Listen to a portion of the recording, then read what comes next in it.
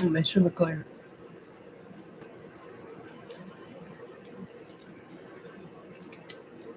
I am about done with men being gross at me. If you're gross at me, I will verbally rape you and then report you for child sex porn. So, duly warned. Because I'm so beyond had it with men being disgusting. I will start farting and burping like you've never seen a female fart and burp before. How about that? Good. So we're all clear on that.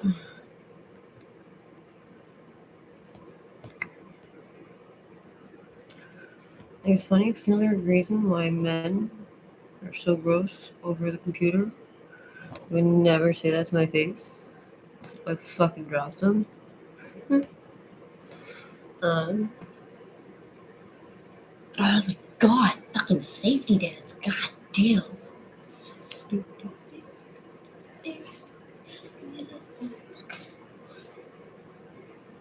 Yeah.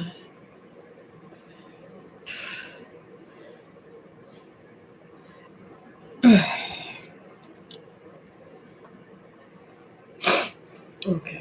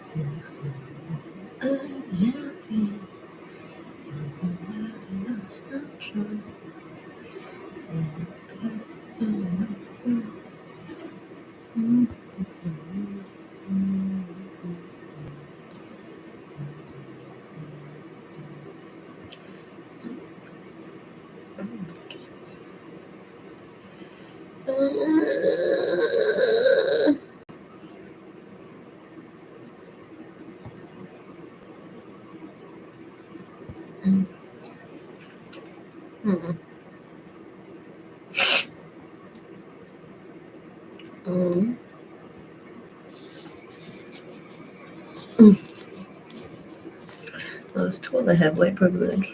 Still waiting for that.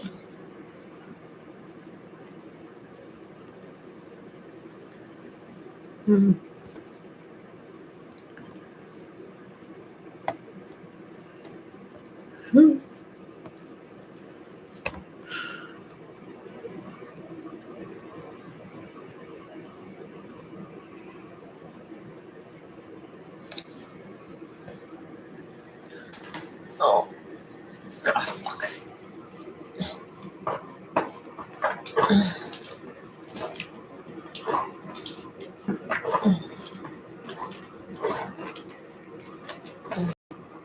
Okay.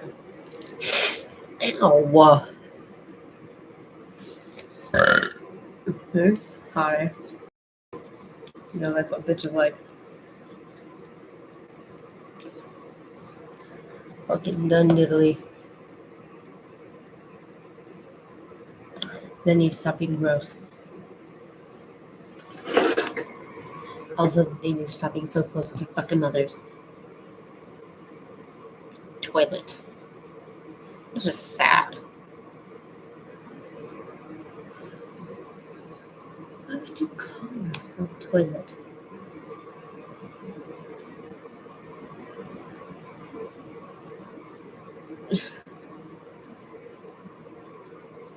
Fantastic. How are you?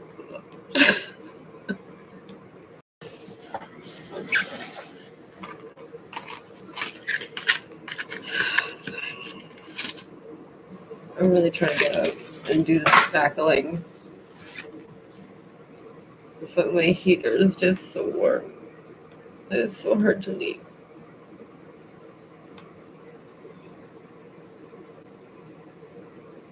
No, I know I'm fucking right.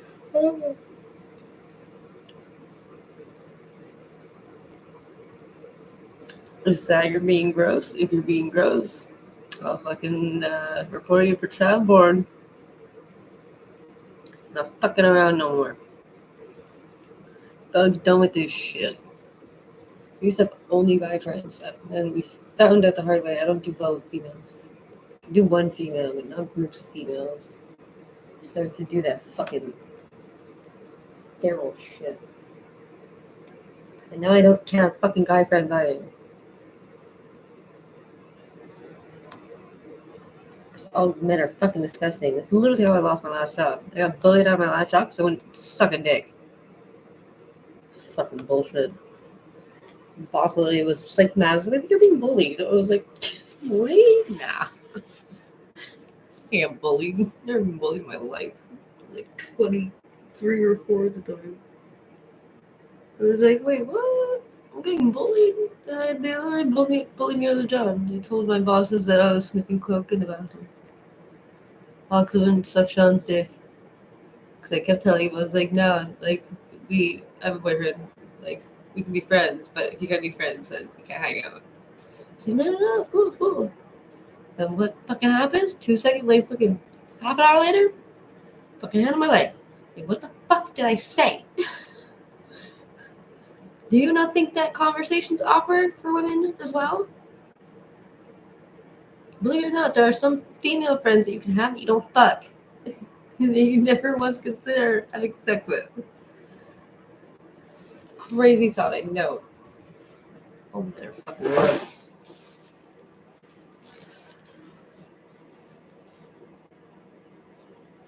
Fucking asshole. Fuck Sean. Fuck everybody named Sean.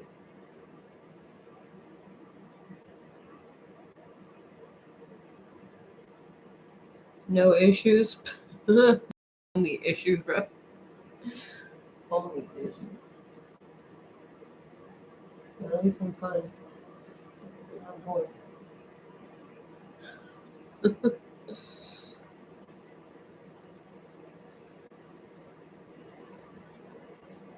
feel like I can be met in 2 ways. Like either like I got issues, or like I got a fuck problem. Personal problem. Men are gross.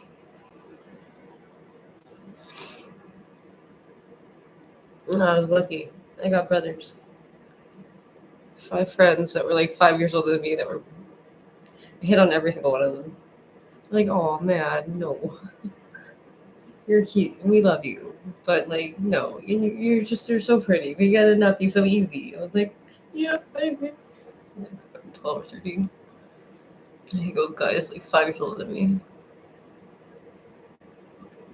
Back when men were not disgusting. Now Jason's too good for us.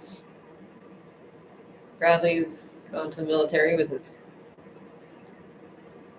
girlfriend. Hope that's working out well. Last time I spoke to Josh was fucking crazy pants. Me not being invested into the friendship enough.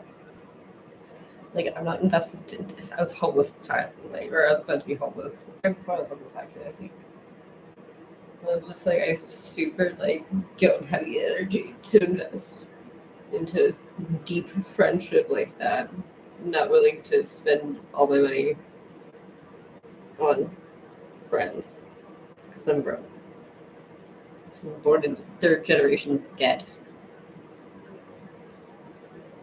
Thank you. I appreciate the compliment. Oh, a guy complimented me on my dress today, and even when I was with my boyfriend, the guy like pulled over and was like, "Your dress is very pretty." I was like, "Thank you." See, men could give compliments without being super creepy and making it super uncomfortable. Like literally, like I messaged me the other day saying, "I want you." I was like, "Who the fuck does this?" Like what? Like I'm assuming you have a female in your life that matters, like a mother, a sister, really any female.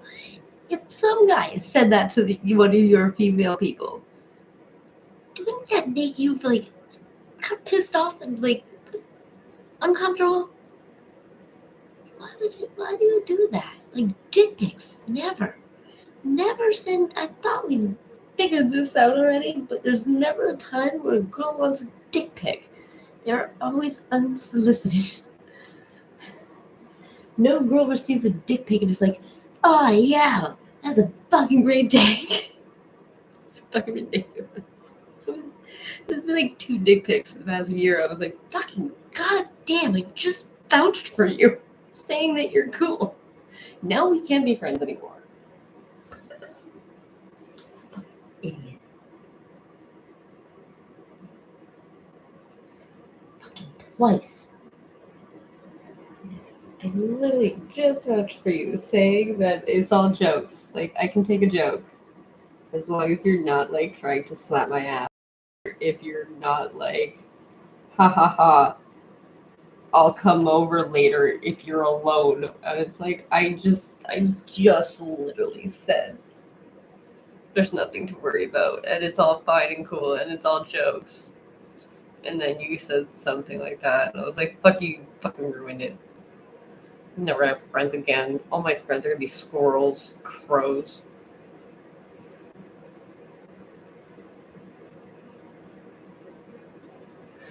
Human friends that don't suck, that aren't in the computer box either.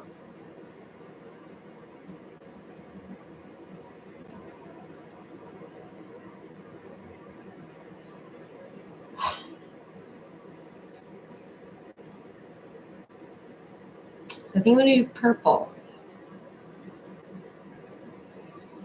and green.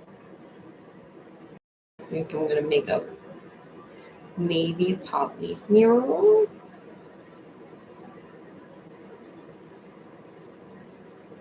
I don't know.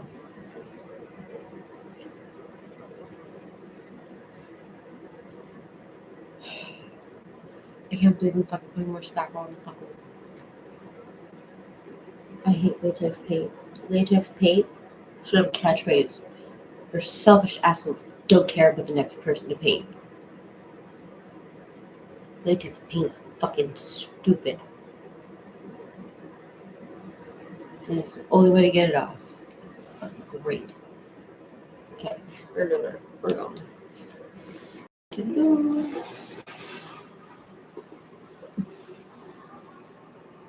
Hmm.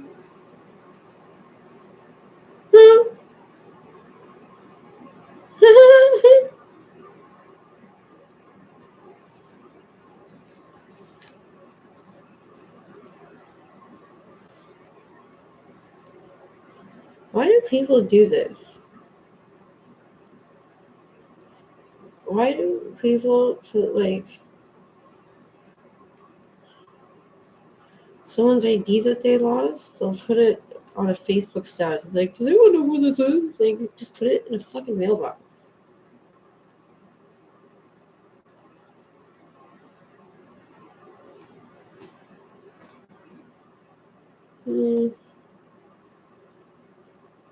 Oh, fuck.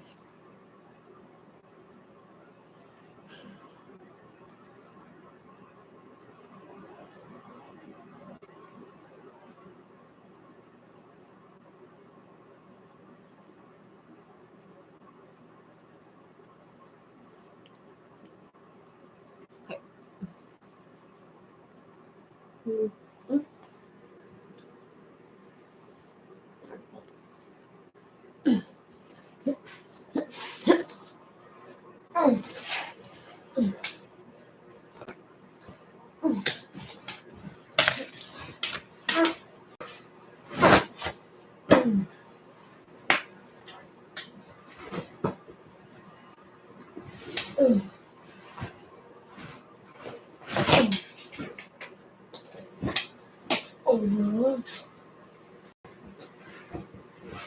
I found these in the garbage. I think they're like Lululemon.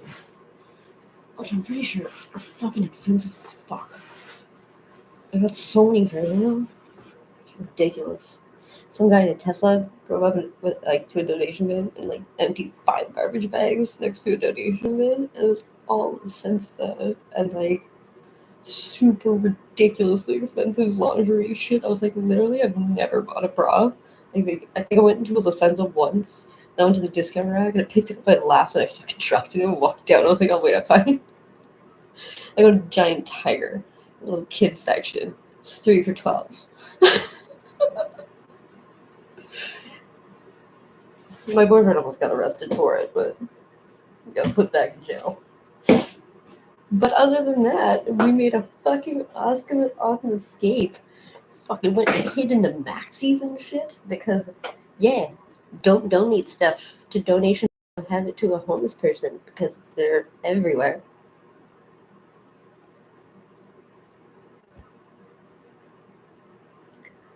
Boo. Buenas. Oh, actually, I could count to 10 in Spanish. Oh, I pretend to speak, that I only speak Spanish when I'm at the bus stop.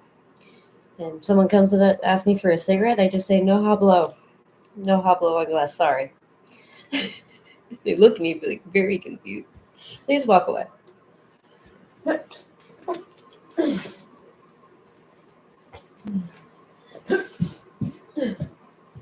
Okay, later.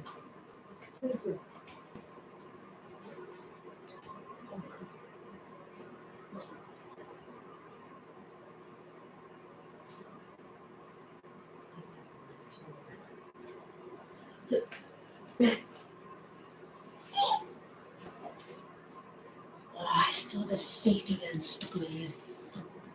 Yes.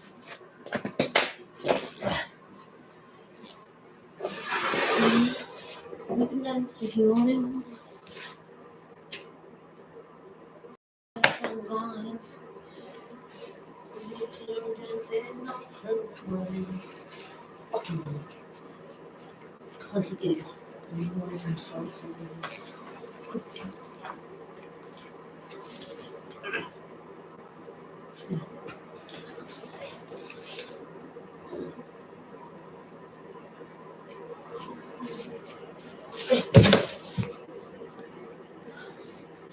I have to go and get another fucking jar of this goddamn spaghetti. One more fucking time. I'm literally gonna step with the cashier. Literally, I'm gonna grab it. I'm just gonna be like, I'm leaving this.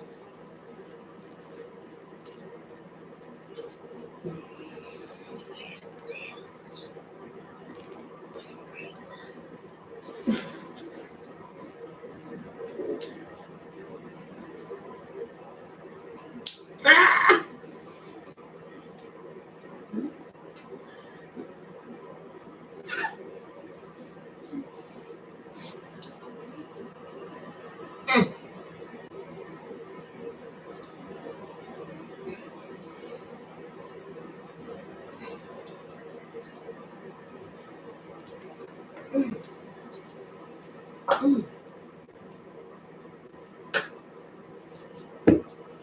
I should have done an enormous cut on my finger. I did it with the can. Sliced my finger open. Because I went into the machine. Because the people who were working at the grocery store was like, oh, there's no one there. There's no one here who knows how to do that right now. I was like, no one knows how to change bag. Okay. I'll just do it myself. So, you live and you learn. Hopefully we don't end up HIV. I put alcohol in it, so.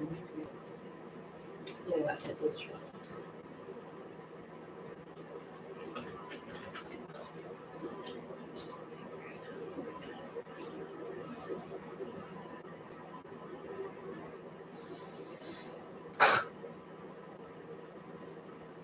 Where the fuck is my spatula?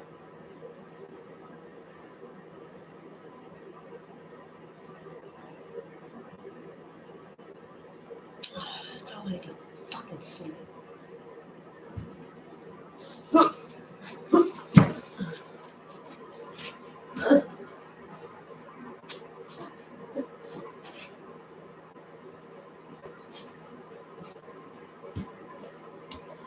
Yes, I scratched it. What's going on in the news?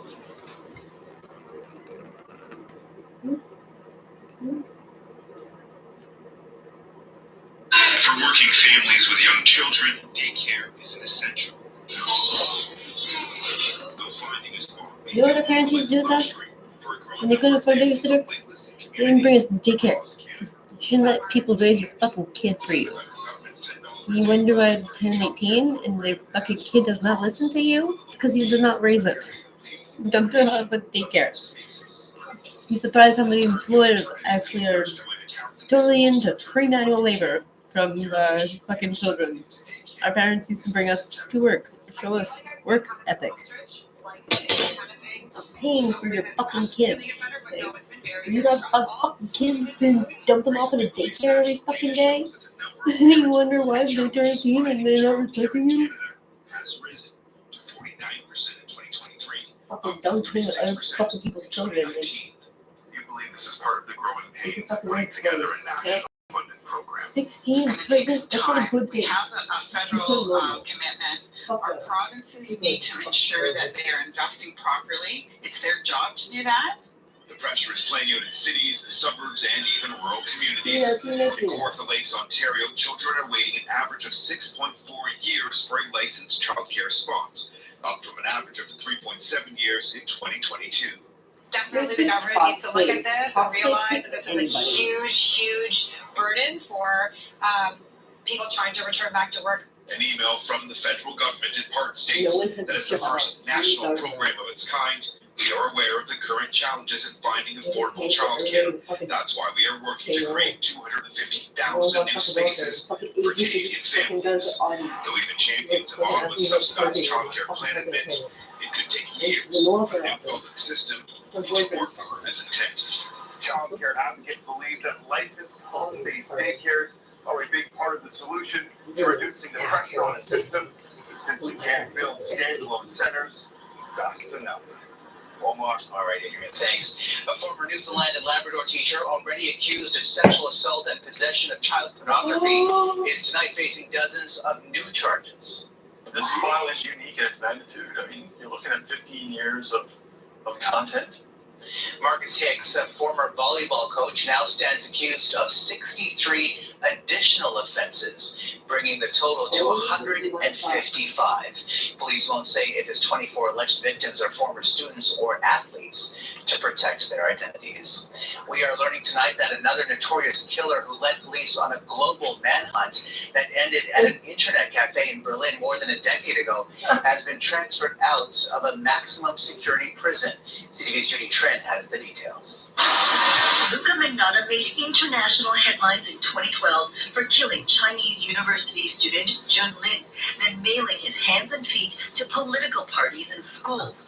Magnotta spent nearly a decade in maximum security, but today we learned he's been living in medium security since 2022. There's still really high walls, there's still really high fences, there's still jail cells that lock, there's still guards, there are armed guards. In making its decision, the Correctional Services of Canada says it balanced many factors, including public safety risks, safe, secure, and humane treatment, and victims' rights. A conservative MP who recently toured La Macasa prison said guards told him Magnotta is there, along with another notorious killer. I came face to face with Paul Bernardo. Bernardo was convicted for raping and killing 3 teenage girls, including his sister-in-law. Bernardo was quietly transferred to medium security last year, resulting in a political firestorm. Shortly after, former Public Security Minister Marco Mendicino was tossed from cabinet. On social media, Frank Caputo said he was outraged when he saw the facilities the 2 murderers can access. If I wasn't pissed off enough seeing the hockey rink and the tennis court, there was more. The cherry on top was seeing this beautiful gymnasium. The CSC says the hockey rink and tennis court aren't functioning and won't confirm where Magnotta is serving time. Senator King Pate, who has researched the prison system, says the transfer is being politicized. the fact that having human rights in prison somehow equates to condoning bad behavior. It's just the opposite. Presumably, when people go to prison, we want them to work on the very issues that brought them there in the first place. Oh, really? Correctional Services says an inmate can be returned to a higher level of security immediately if it's needed to keep the public, other offenders, and its staff safe. All right, Judy, thank you. The United States and its partners dropped more than 36,000 meals into northern Gaza today. Jordanian officials are calling it the largest operation of its kind since relief efforts began. Frustration is mounting within the Biden administration about Israel restricting the movement of aid. The move comes on the same day Israeli War Cabinet Minister Benny Gantz met with Secretary of State Antony Blinken in Washington to discuss relief efforts. Meanwhile, talks on a possible ceasefire in Gaza continue, but today, no signs of a breakthrough.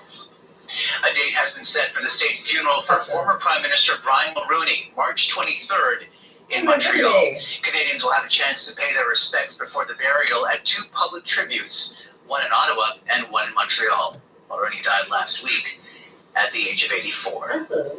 Coming up, a deadly explosion in a Detroit suburb. The huge fire at a warehouse for vaping supplies. I saw you on Just for Laughs.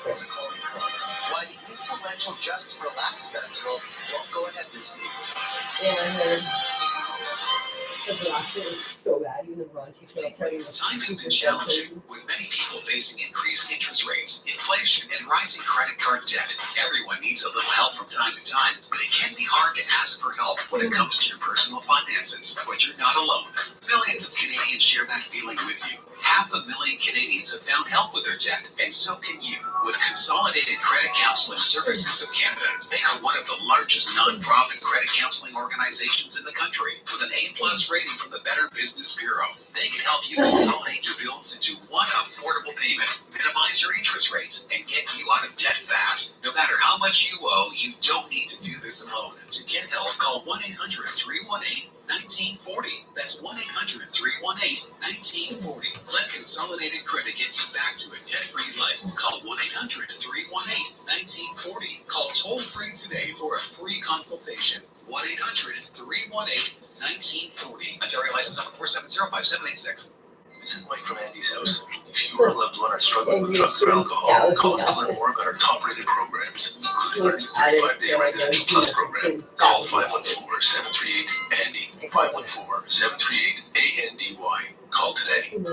Are you worried or anxious about high interest rates and stock market volatility affecting your retirement? Let a Rothenberg Wealth Management Advisor support you in making the right investment decisions. Call us and receive complimentary advice on your situation. 1-800-811-0527 or rothenberg.ca. Rothenberg Wealth Management, because you deserve more. This is CTV News on CJAD 800. Well, no one's laughing about a serious financial setback, putting a stop to a festival this year known for its comic relief. Montreal's Just for Laughs is canceling this summer's edition, and today laid off 75 people. CTV's Sarah Plowman looks at the reasons why. Still here. The laughs have lasted more than 4 decades. But now he expects me to go to his graduation. But today, a gut punch.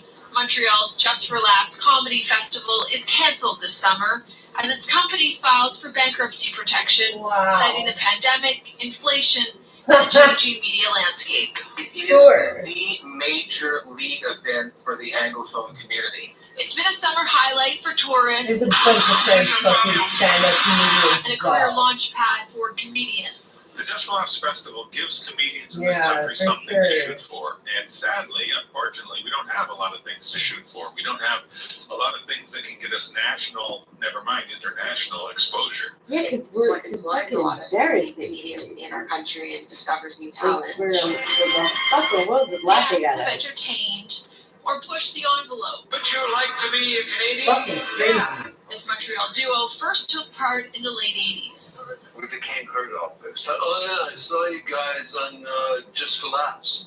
So I saw you on Just for Laughs. Is it Oh, going good. hard?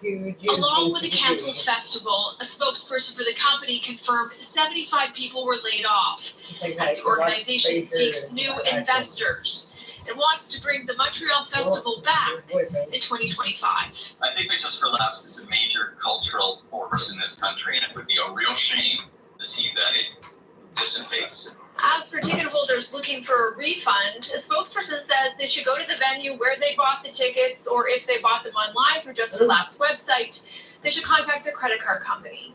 Sarah Plowman, CTV News, Fredericton. After a 3-day weather delay, 4 astronauts have landed at the International Space Station. NASA's Matthew Dominic, Michael Barrett, and Jeanette Epps, along with Russia's Alexander Perbenkin, traveled on board a SpaceX Dragon capsule. The crew will oversee the arrival of 2 rocket ships, one with cargo, the other with test pilots, during their 6-month stay. Still ahead, a famous booth fetches a high price. Focus on the good times. Don't push up ahead. Isn't that what you said one time? Try and remember the times that were good. An iconic piece of television history sold to a mystery buyer.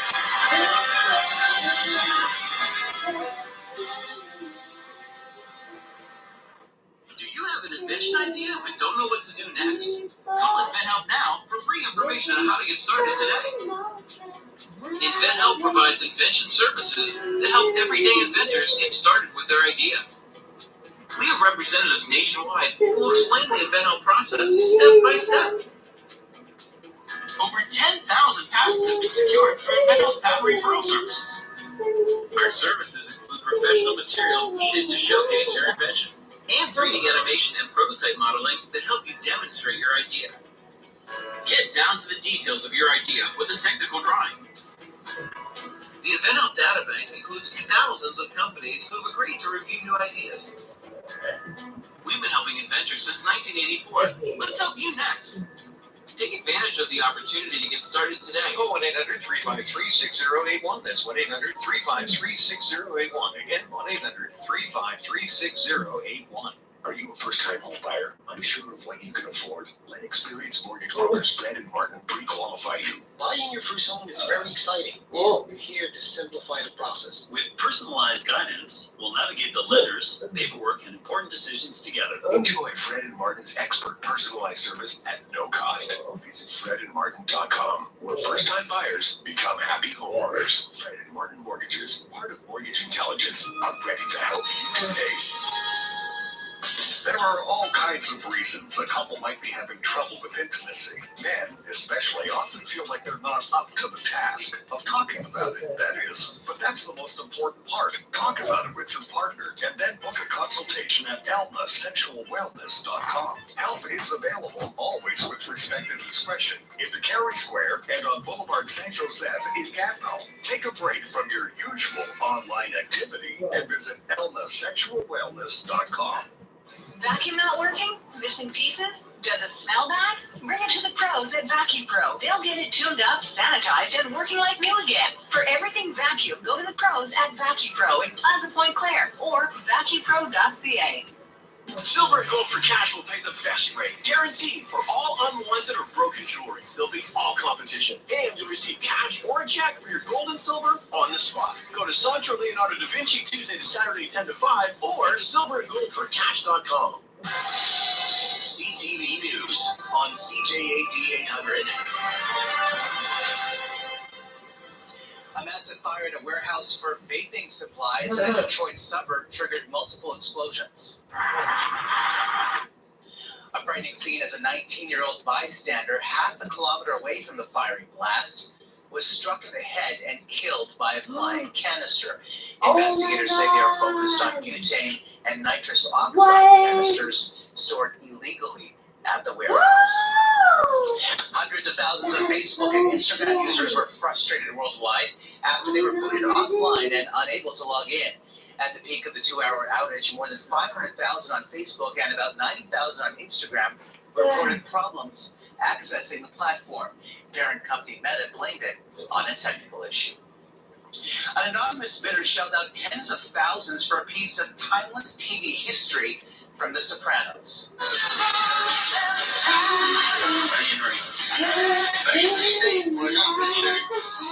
booth where the Sopranos family sat in the final scene of the final episode was up for sale. That moment was shot at an actual New Jersey restaurant, and the business decided to auction it off along with a commemorative plaque that reads, "Reserved for the Soprano family." The booth was first installed in the 1970s and sold for over $82,000, and the money will be used to renovate the restaurant. After the break, a dream come true for a young fan. Tony Stark fan. Dancer? Yeah, I'll be a dancer. You? A Saskatchewan girl and an American singer strike a chord. Do you have an invention idea but don't know what to do next? Call InventHelp now for free information on how to get started today. InventHelp provides invention services that help everyday inventors get started with their idea. We have representatives nationwide who will explain the InventHelp process step by step. Over 10,000 patents have been secured through InventHelp's patent referral services. Our services include professional materials needed to showcase your invention, and 3D animation and prototype modeling that help you demonstrate your idea. Get down to the details of your idea with a technical drawing. The InventHelp Databank includes thousands of companies who have agreed to review new ideas. We've been helping inventors since 1984. Let's help you next. Take advantage of the opportunity to get started today. Call 1-800-353-6081. That's 1-800-353-6081. Again, 1-800-353-6081. Are you a first-time home buyer, unsure of what you can afford? Let experienced mortgage brokers Fred and Martin pre-qualify you. Buying your first home is very exciting, and we're here to simplify the process. With personalized guidance, we'll navigate the lenders, paperwork, and important decisions together. Enjoy Fred and Martin's expert personalized service at no cost. Visit fredandmartin.com, where first-time buyers become happy homeowners. Fred and Martin Mortgages, part of Mortgage Intelligence. I'm ready to help you today. Hi, it's Caroline from Bon. What's a 7-letter word for effortless? Simpler, easier. No sweat? That's 2 words. Wait, Michael, are you doing a crossword puzzle? We've got meals to prepare. Got it. Bon. That's effortless. Register online, view our full menu, place your order, and we'll deliver them right to your door each week. Bon takes the burden out of what's for dinner. When you want a delicious and healthy meal on the table without the fuss, Bon is the answer. dinner's always ready at Bon. BONCBON.com. CTV News on CJAD 800. We end tonight with a heartwarming meeting between a young Saskatchewan girl in need of a bowel transplant and American singer Halsey. The two had never met, only exchanging notes and gifts through the mail until recently. CTV's Allison Bamford on the unique bond and long-awaited meeting. For years, millions of TikTokers have watched Bella Thompson's medical journey on social media, and now the 10-year-old has met one of her most famous followers. Tony Stark fan. Dancer? Yeah, I'll be a dancer. You? Bella shares a passion for music and voice acting with singer-songwriter Halsey. They both even have stage names. This is Halsey. My name's Bella Bradley.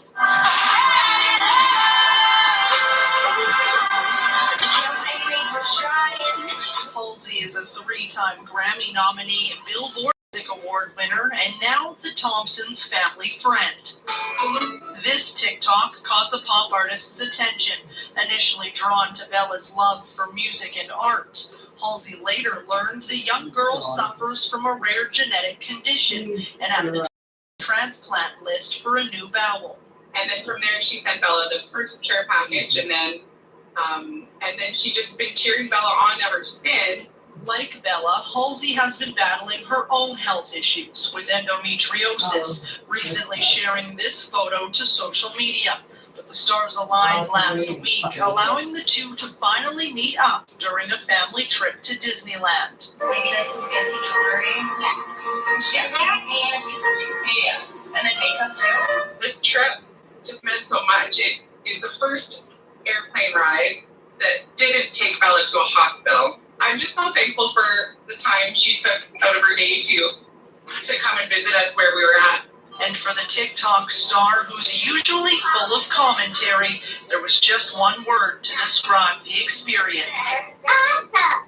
Allison Bamford, CTV News, Regina. Awesome, that's adorable. That's a Snapchat for this Tuesday for all of us at CTV National News. Thank you for watching SC12.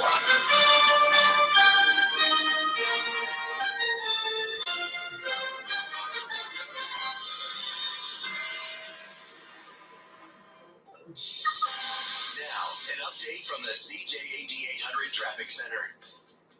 Closures for overnight road work include the Ville Marie eastbound between the Delamontaigne St. Jacques exit and Ontotogon, heading to Lucien Lallier on the westbound side of the Ville Marie. Autoroute 20 east and westbound lane closures between Autoroute 13 and First Avenue, 2 and 3 lanes shutting down eastbound, 1 and 2 in the westbound direction. Now until Wednesday, visit Farmer Pre for the bonus redemption event and get more for your points of Farmer Pre exclusive. Restrictions apply, offer valid in-store and online. Let us know what you see on the roads. Call your tips to Star 800.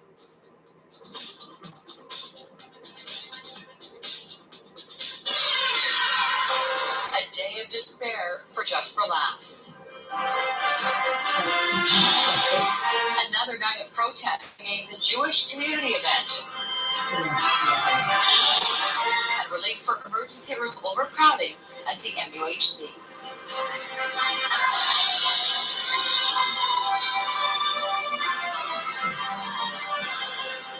CTV News with Caroline Van Vlartigan.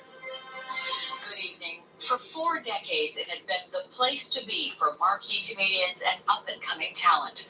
But this morning, stunning news that the 2024 edition of the Montreal Just for Laughs Festival will likely not happen. The group, Juste pour Rire, says it's seeking creditor protection and will try to restructure the company.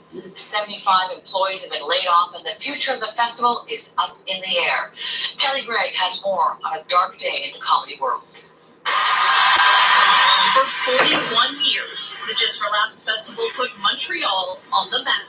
I enjoy a cigarette, but holy jeez, you're smoking tobacco like it's a cure for cancer. This year, barring a last-minute Indeed. the festival is cancelled. The group Juste pour Rire saying the media and festival landscape has changed too much, and there was no other choice. Economically, a massive void. Just for Laughs really is the major league Anglophone event, and cutting that out is another blow to the Anglophone community. In 2000, it went behind the scenes at JFL headquarters as it juggled the festival, television specials, and tours. The exposures helped immeasurably. It drew hundreds of thousands of tourists, showcasing big names,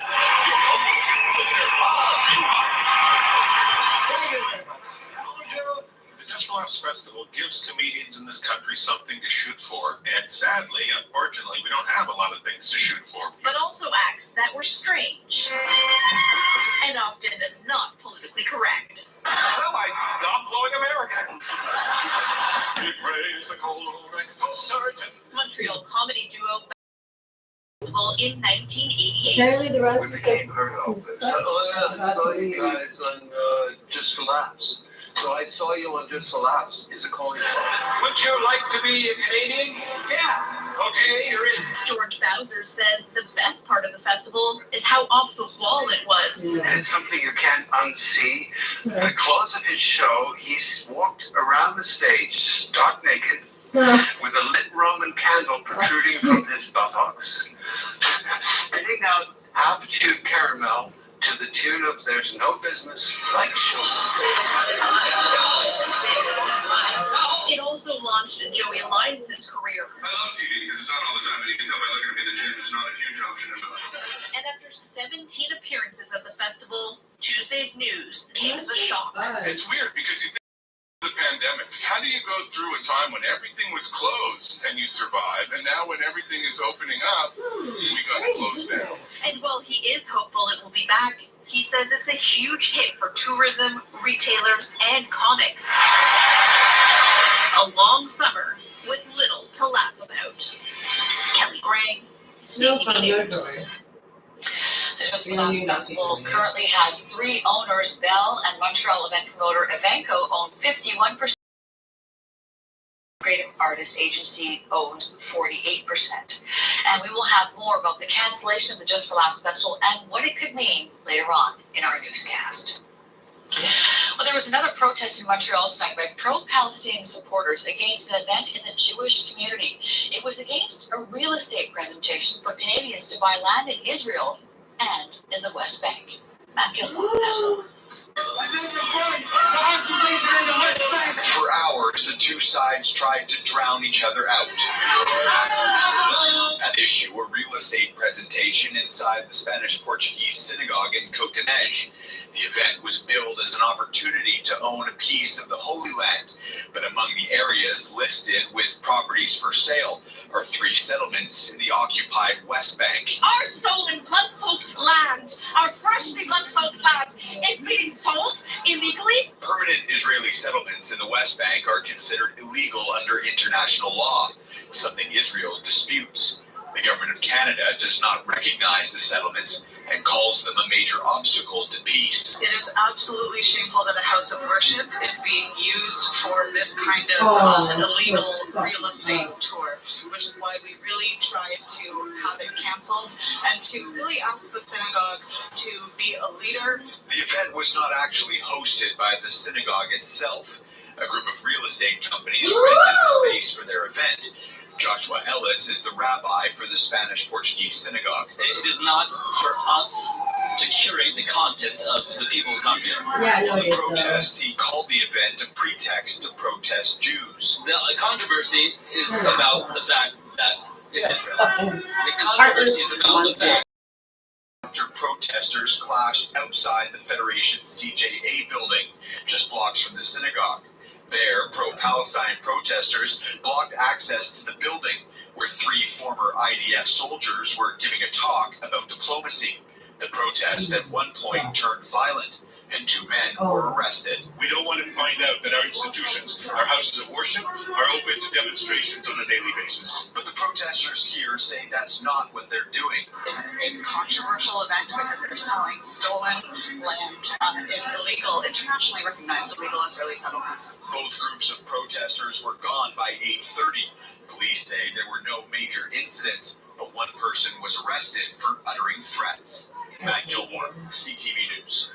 And tonight there's word of a temporary provisional injunction that was granted in Superior Court. It bans protesters from coming within 50 meters of 6 Jewish institutions in Montreal for the next 10 days. Well, it is now clear that notorious Montreal killer Luca Magnotta was transferred from a maximum security to a medium security prison in Quebec in 2022. It is the same prison holding another killer, Paul Bernardo.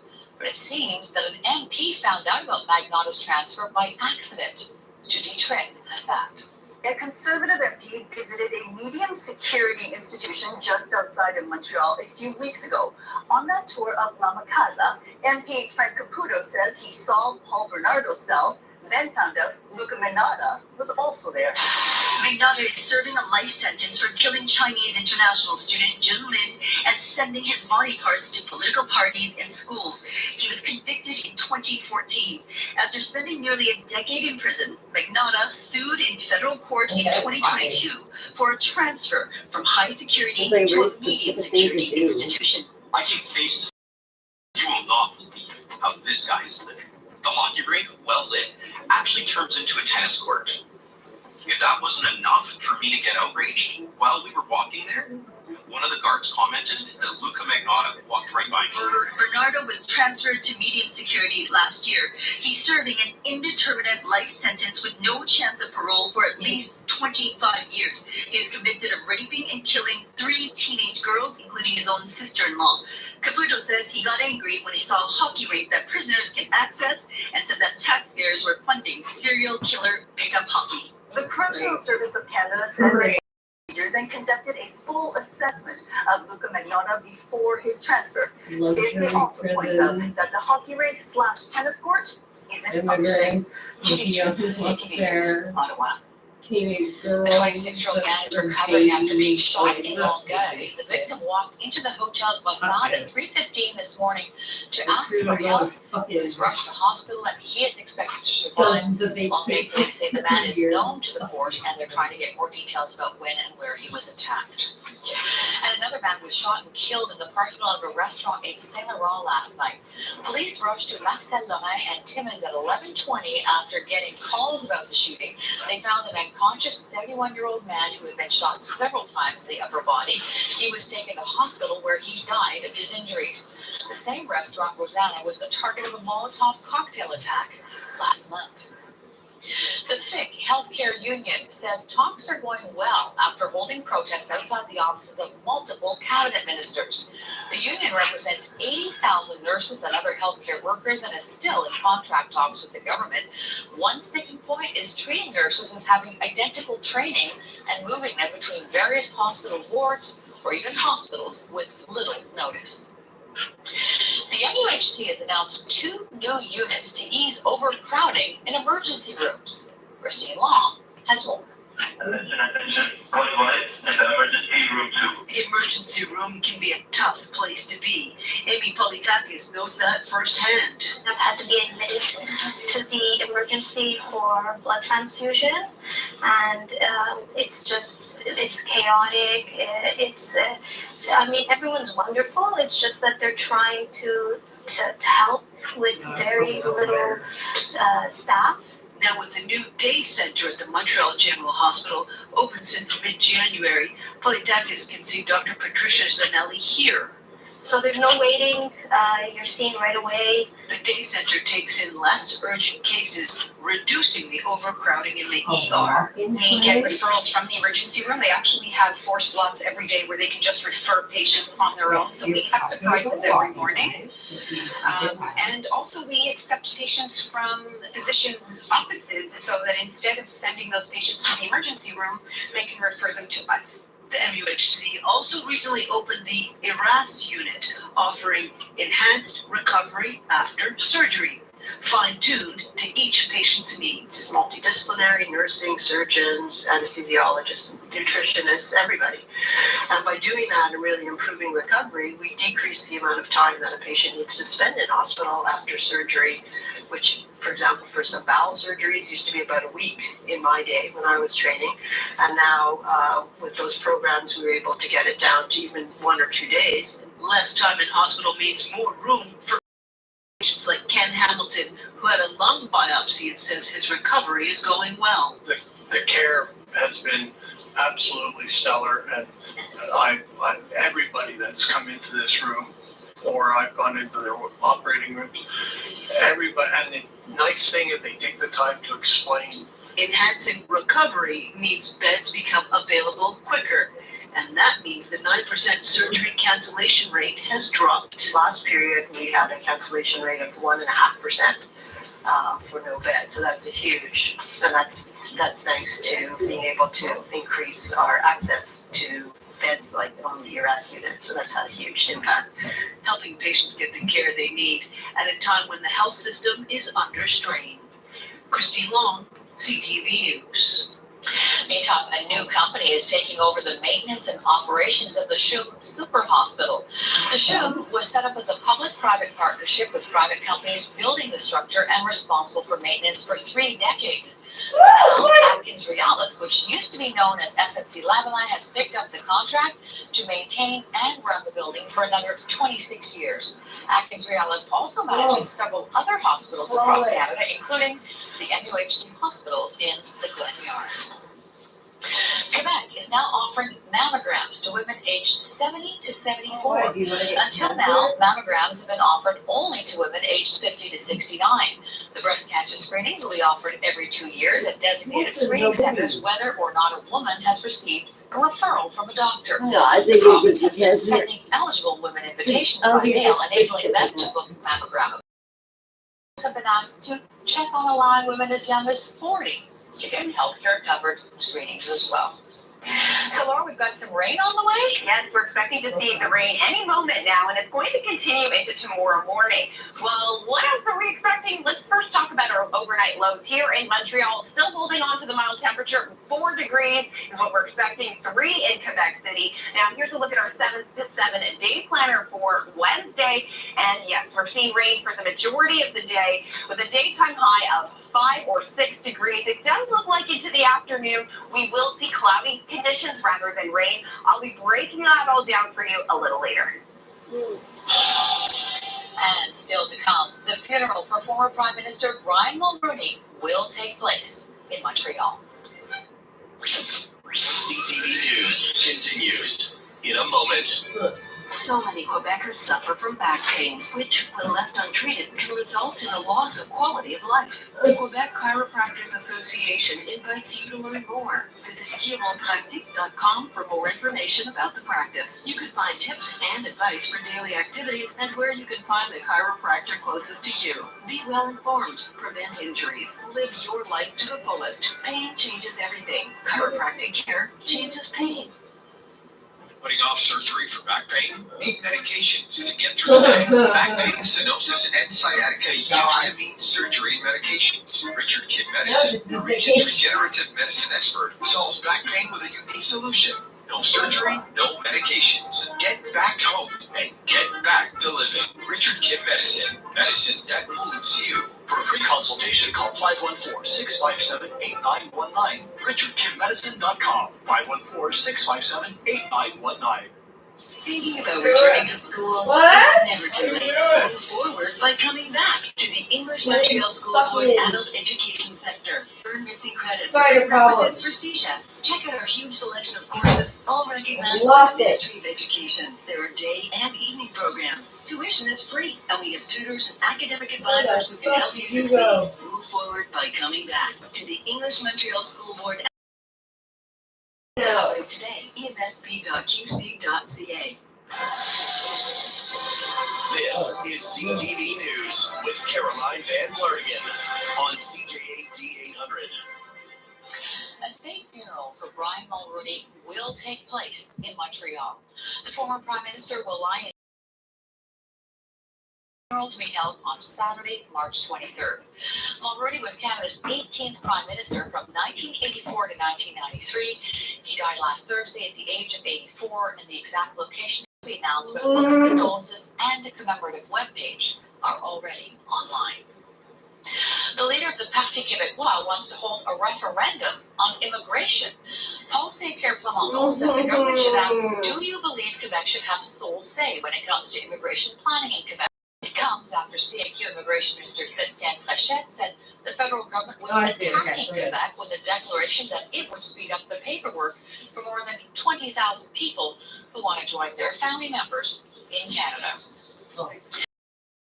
And Prime Minister Justin Trudeau will meet next week, presumably to discuss immigration. The CAQ says the province is struggling to provide service to immigrants and is concerned about their ability to learn French. Immigration is a shared matter, with Quebec choosing economic immigrants and permanent residents, and Ottawa in charge of refugees and family unification. We go back now to our top story. As we heard earlier, the Just for Laughs Comedy Festival in Montreal has been cancelled this summer. The festival is seeking creditor protection as it tries to avoid bankruptcy. And joining us now to talk about this is Montreal comedian Joey Elias. Thanks for joining us, Joey.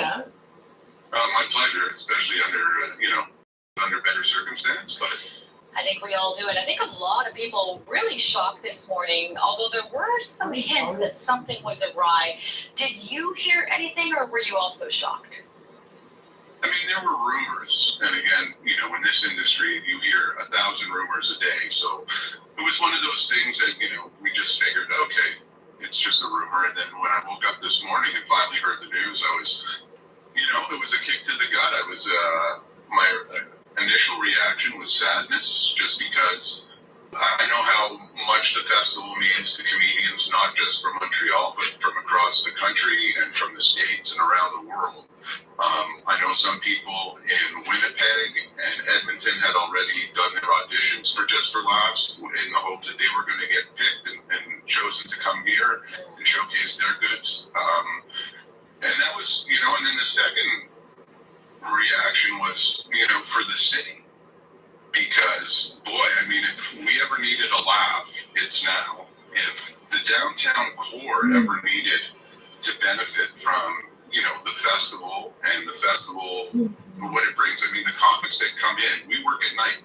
So what do we do during the day? We go out, we adventure, you know, every time I'm in a different city, I walk around, I shop. That's what people came to Montreal to do because, yes, they knew the shows were going to be great, but they also loved the nightlife. They loved the restaurants. They loved the shopping. They loved the people. So I thought about those industries, you know, the mom and pop shops that everybody went into, the stores. And boy, you know, for a city that's trying to rebuild its reputation for its downtown core, this is a big blow. This is 2 weeks that are now empty. They used to be very busy for the city that just is now a huge void. Yeah, and the Toronto Festival is still going on, right? Because it's being run by different people. So what do you think this says about Montreal as a venue, as a place to stage these things? Does it say something? Well, I mean, it definitely is going to add fuel to the fire that, you know, for the last decade or so, people have been, you know, but, you know, Just for Laughs is eventually going to move everything to Toronto, so this is not going to help. What does it say about our city? It says that it's broken a little bit, you know, from top to bottom, and it's not just our roads and our bridges, it's our businesses, and it's unfortunate, you know. You know, if there is a silver lining in all this, it's that they are going to restructure. They're going to take this year, restructure, and we've seen it with other organizations and corporations that they do bounce back from the bankruptcy protection. And so my hope is that next summer, everybody who auditioned already will be here next summer, and then everybody who used to come in, you know, whether it's the comics, the agents, and listen, I've met so many people over the year after year from the States and from the UK, and they look forward to these 2 weeks because they're just comedy fans. So I feel for them also. I hope they still come to town and realize that, you know, we have a great comedy scene here, 365. They'll catch a show during those, you know, 2 weeks that they would have been in town for Just for Laughs. Yeah, we only have like a minute left. I just want to ask you, you know, perhaps it will come back to Montreal. We don't know yet, but what's your greatest memory of this festival, Joey? Your own personal memory. What are you going to miss the most? Well, I mean, they gave me my name. You know, I definitely don't know if I would be known as well as I am today without Just for Laughs. You know, 17 appearances. My fondest memory is probably my first gala in 2000. You know, just walking out into this massive theater as this young kid, and I can spot my parents.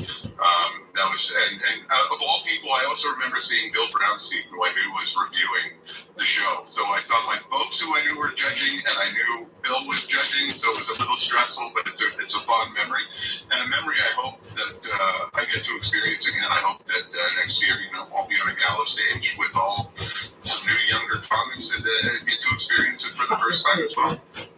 Here's hoping. Thank you so much, Joey Elias, and we'll talk to you again, I'm sure, about this some other time. Thank you. Thank you. And still ahead, how the Quebec filmmaker nominated for an Oscar almost didn't make the film. Are you experiencing blurry vision, eye strain, or headaches from staring at screens all day? Are you concerned? Protect your eyes with new Nordic's Blueberry Strong. Blueberry Strong nourishes your eyes with lutein and concentrated wild Swedish blueberries with a superior concentration of color pigments and antioxidants, promoting healthy eyesight, better night vision, and less eye strain. That's why Blueberry Strong is Scandinavia's #1 selling eye supplement. Available at Shoppers Drug Mart, Walmart, Loblaws, Shell Coutu, and London Drugs, or online at Amazon and newnordic.ca. Do you have an invention idea but don't know what to do next? Call InventHelp now for free information on how to get started today. InventHelp provides invention services that help everyday inventors get started with their idea. We have representatives nationwide who will explain the InventHelp process step by step. Over 10,000 patents have been secured through InventHelp's patent referral services. Our services include professional materials needed to showcase your invention, and 3D animation and prototype modeling that help you demonstrate your idea. Get down to the details of your idea with a technical drawing. The InventHelp Databank includes thousands of companies who have agreed to review new ideas. We've been helping inventors since 1984. Let's help you next. Take advantage of the opportunity to get started today.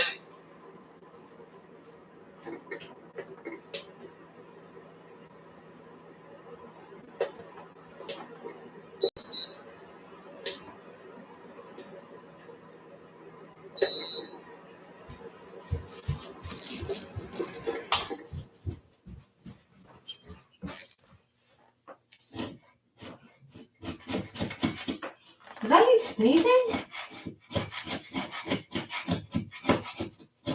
I can't know if you're sneezing or yelling. Ugh.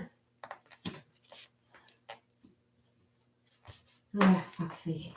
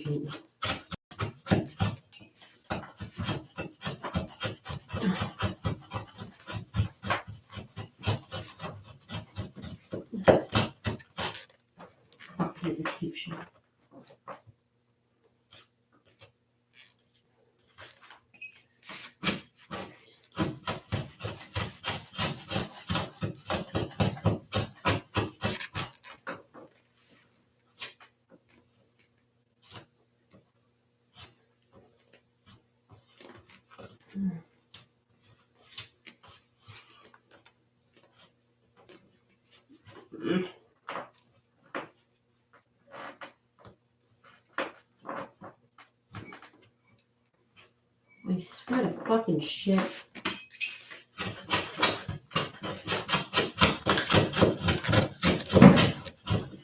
Putting back on.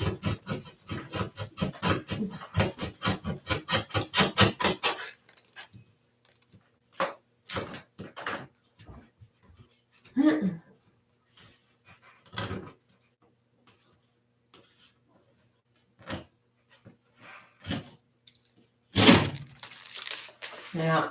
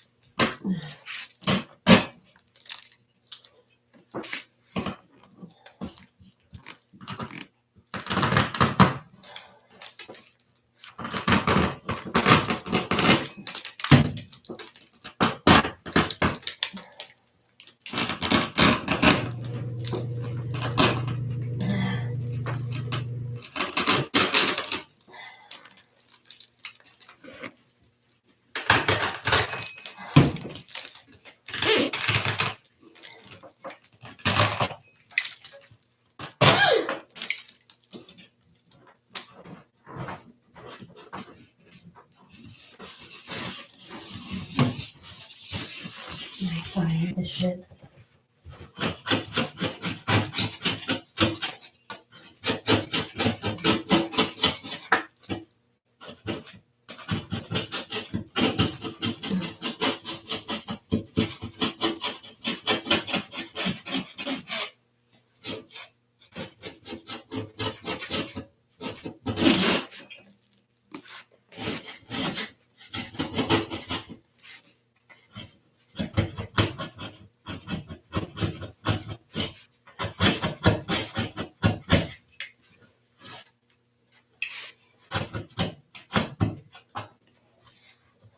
Come on.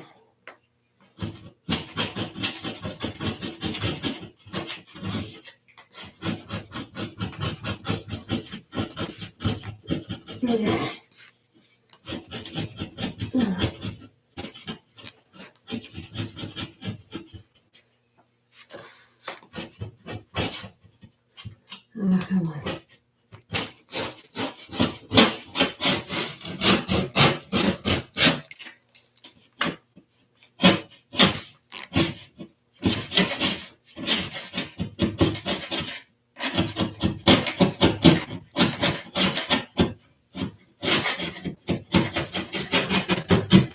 Ah.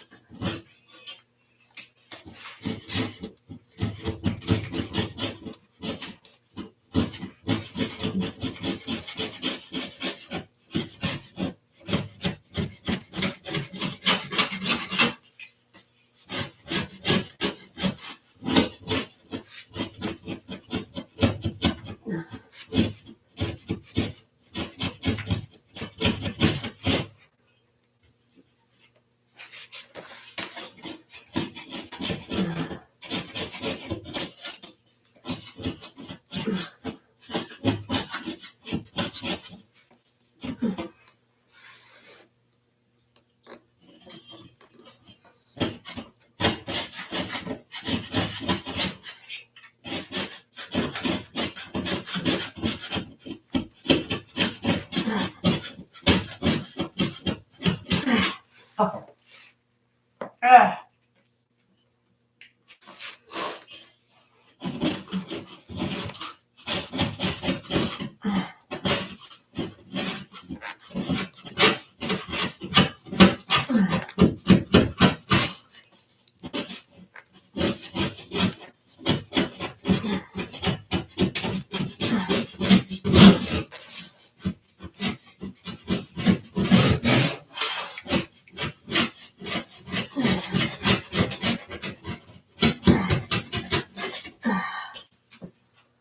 Ah.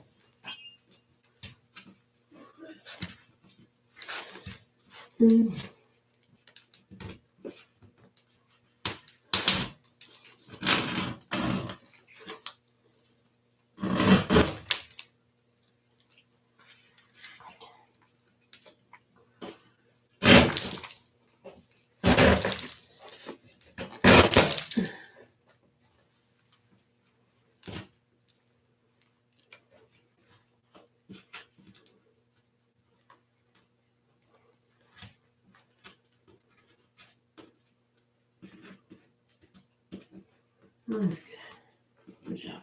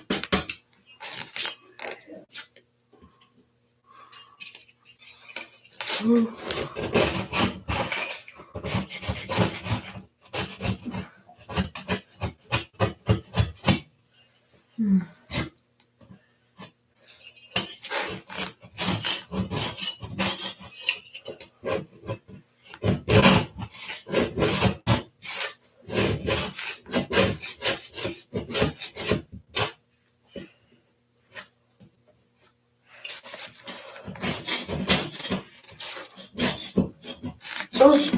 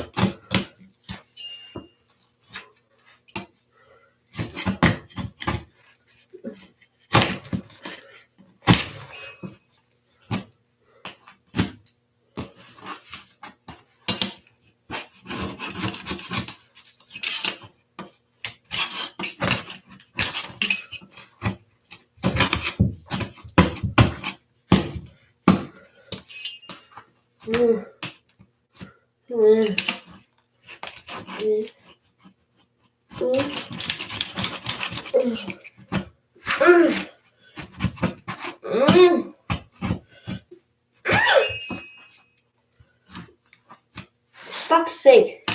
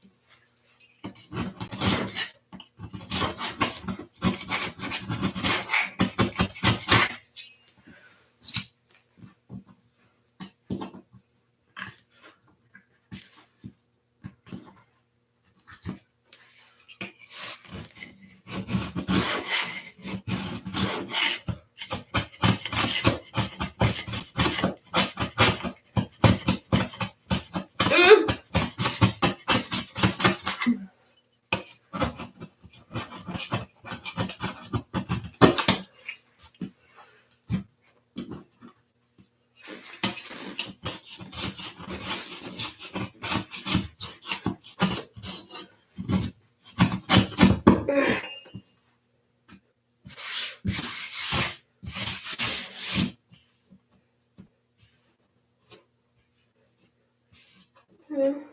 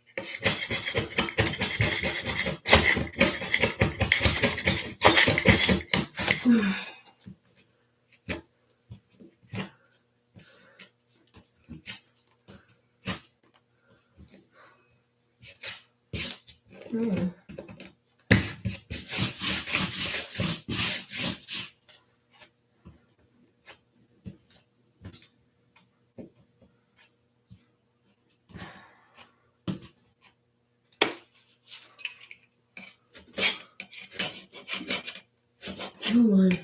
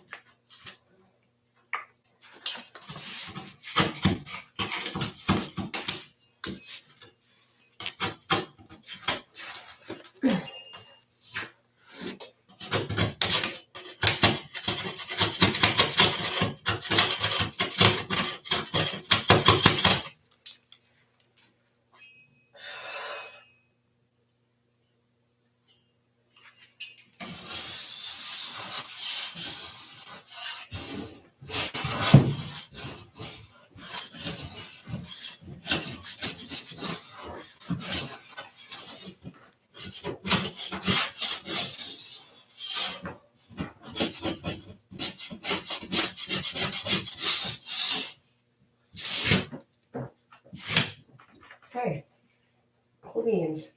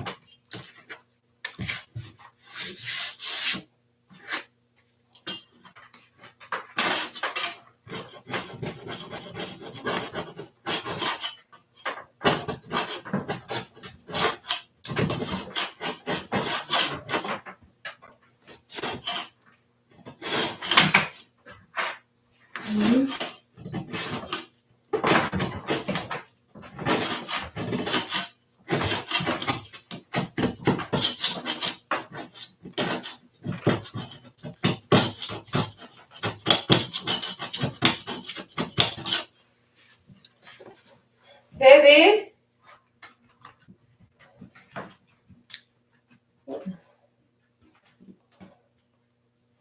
You gone? Oh. Yan?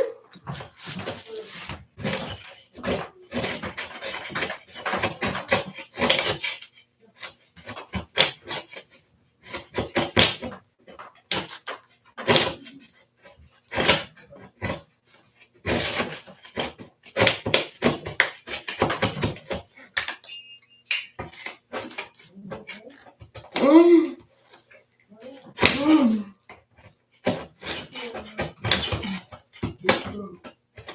Mm. Mm.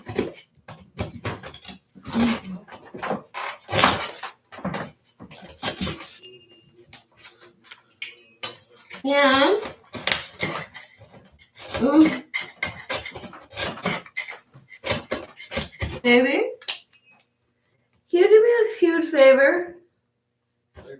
Glass of ice water? Huh?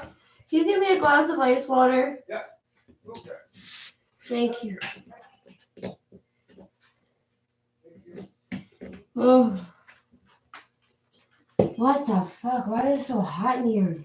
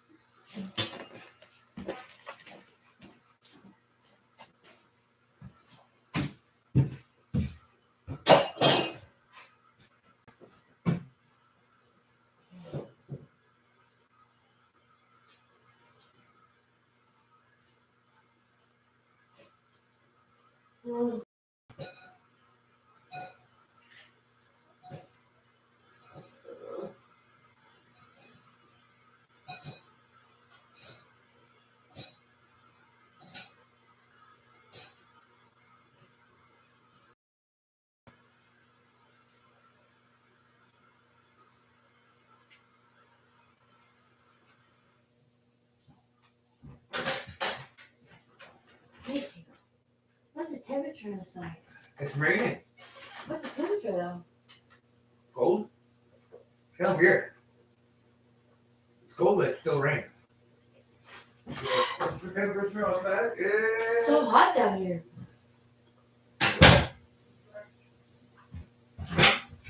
Look 30 degrees. Really? It's really hot there. Don't have to brag. Huh. I'm gonna paint the stairs. I need a different paint though. And then that's when you need the latex paint, I think. Because you step on it. There's two sort of paint. There's latex paint for everything and oil paint for metal. No latex paint. Never latex paint. Selfish paint. I don't give a fuck about the person fucking painting after fucking paint. There's not really any other kind of paint. There's water. That's the one I'm using right now is water based. Really? Yeah. Oh, whatever, Jack. What's your fucking deal? Are you and my dog fighting? What? Are you and my dog fighting? Yes. Oh, why? Why are you guys fighting? He wants to see you. He's like, nah. I'm like, yeah, but she's busy and we're back upstairs. He didn't want to go out. Well, he went outside with me when I went Dom's. Oh, that's right. Doing more walk? What? Doing more walk over there? No, but he went in the backyard and in front of the house. He's just being a prick. Yeah, I know.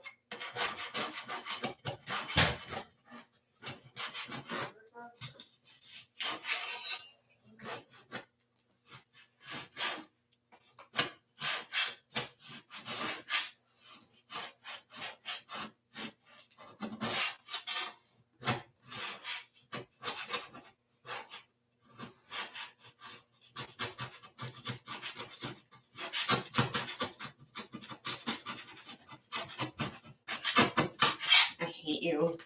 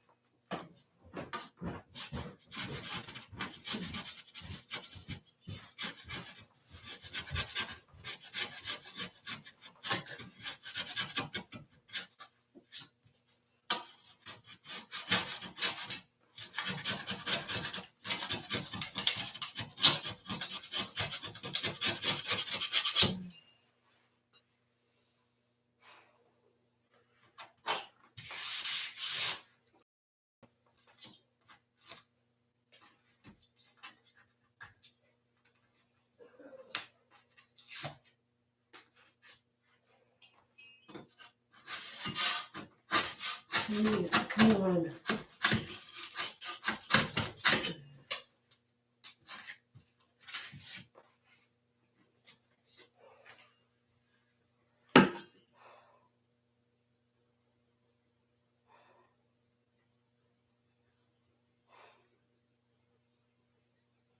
Okay.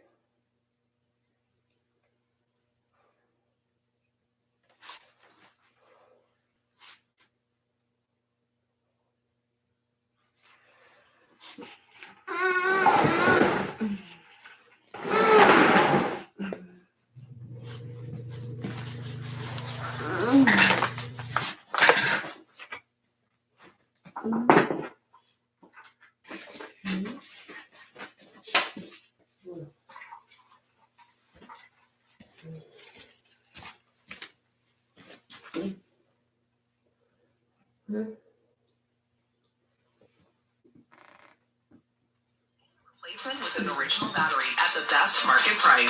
Spinelli, the address of choice for all automotive services. We're going to give you a brand new house. It's going to be the address where you live now. But it'll be a house you'll have to come home to. You're going to see delightful furniture and beautiful decor. Because you called 1-800-GOT-JUNK. When we make junk disappear. His point. When that dull junk is gone, all your cool stuff will sparkle. Now you got room to fly. And space to play. And the freedom to dance like no one is watching. Call 1-800-GOT-JUNK. Or visit 1-800-GOT-JUNK.com. So many Quebecers suffer from back pain, which, when left untreated, can result in a loss of quality of life. The Quebec Chiropractors Association invites you to learn more. Visit chiropractic.com for more information about the practice. You can find tips and advice for daily where you can find the chiropractor closest to you. Be well informed, prevent injuries, live your life to the fullest. Pain changes everything. Chiropractic care changes pain. Hi, Dom here from Res AV. I'd like to introduce you to my two boys, Ben and John. Say hi, boys. Hi, boys. You guys know we have a Control4 system at home, right? No, can't do it.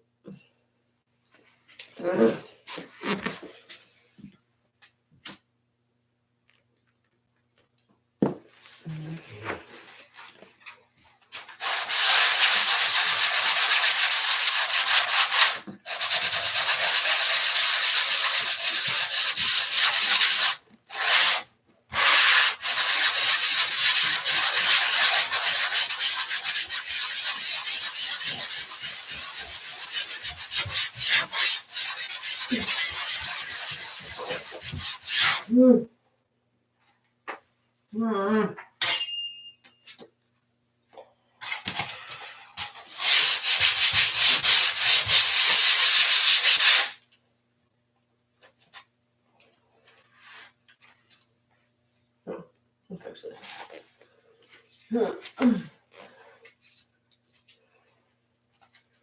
Let's avoid this problem.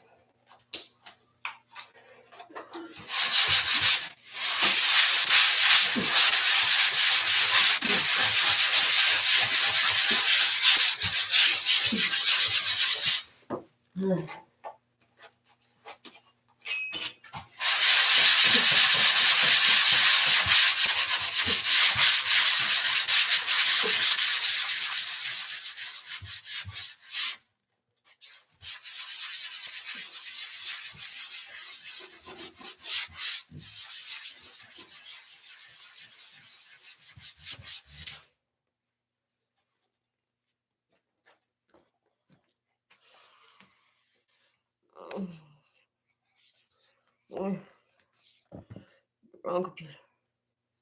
No, I got three computers.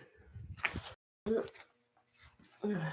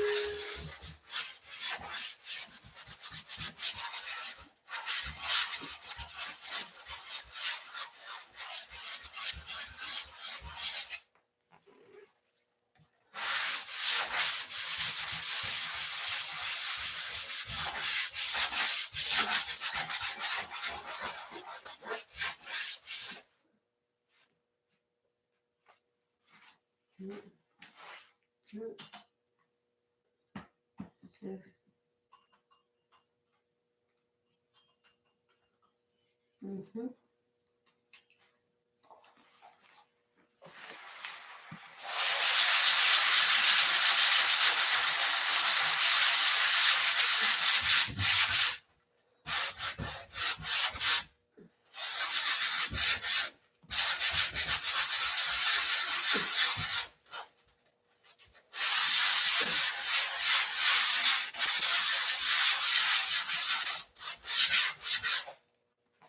Oh.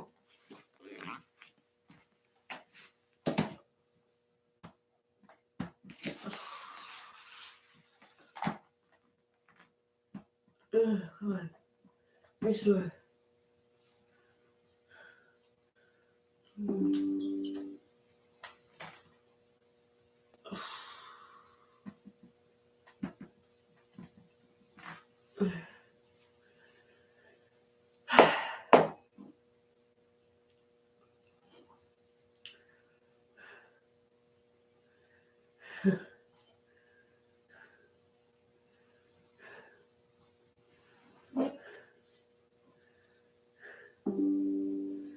Fuck off.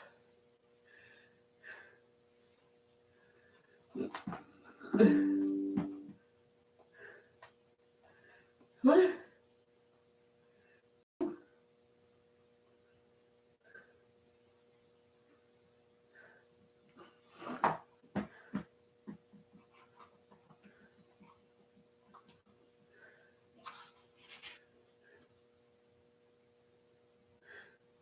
Huh.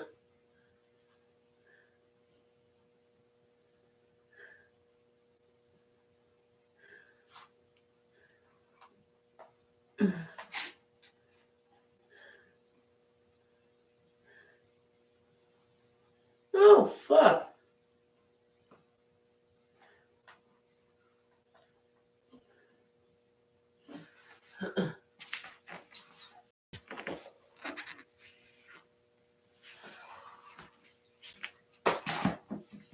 Nivea 5-in-1 Complete Care. Everything you need for good. The Bible is a very important book for Christians. This book is the watershed. And it's this book read seriously, rigorously, precisely, with a heartfelt and a disciplined mind submission to every sentence in it. Every sentence in it. The context of the scriptures, the word inspiration simply means God breathed. Inspiration means that the Bible truly is the word of God. That makes the Bible unique among all others. We believe as Christians that God is in charge of the universe. He is the one who is sovereign over our lives. He has the authority to tell us what is right and wrong. And so a Christian approach to ethics takes into account God and his presence, but also his words to us in the Bible, because there he has told us about ethical decisions, about moral right and wrong. And so a Christian approach to ethics comes with the authority of God rather than just a merely human opinion. It's pretty much written by God, and it's the basis for all morality. I don't ever want to speak without referring to the Bible. The gays were now And I don't want to apologize for that because it's a secular culture and they don't like it. I really feel badly that they don't like that, but if they don't ever connect with that, they're lost. That they're lost, both between life and eternity. I have to connect them to the Word of God. So it must only have great advice and nothing you would need to spend a bunch of time defending.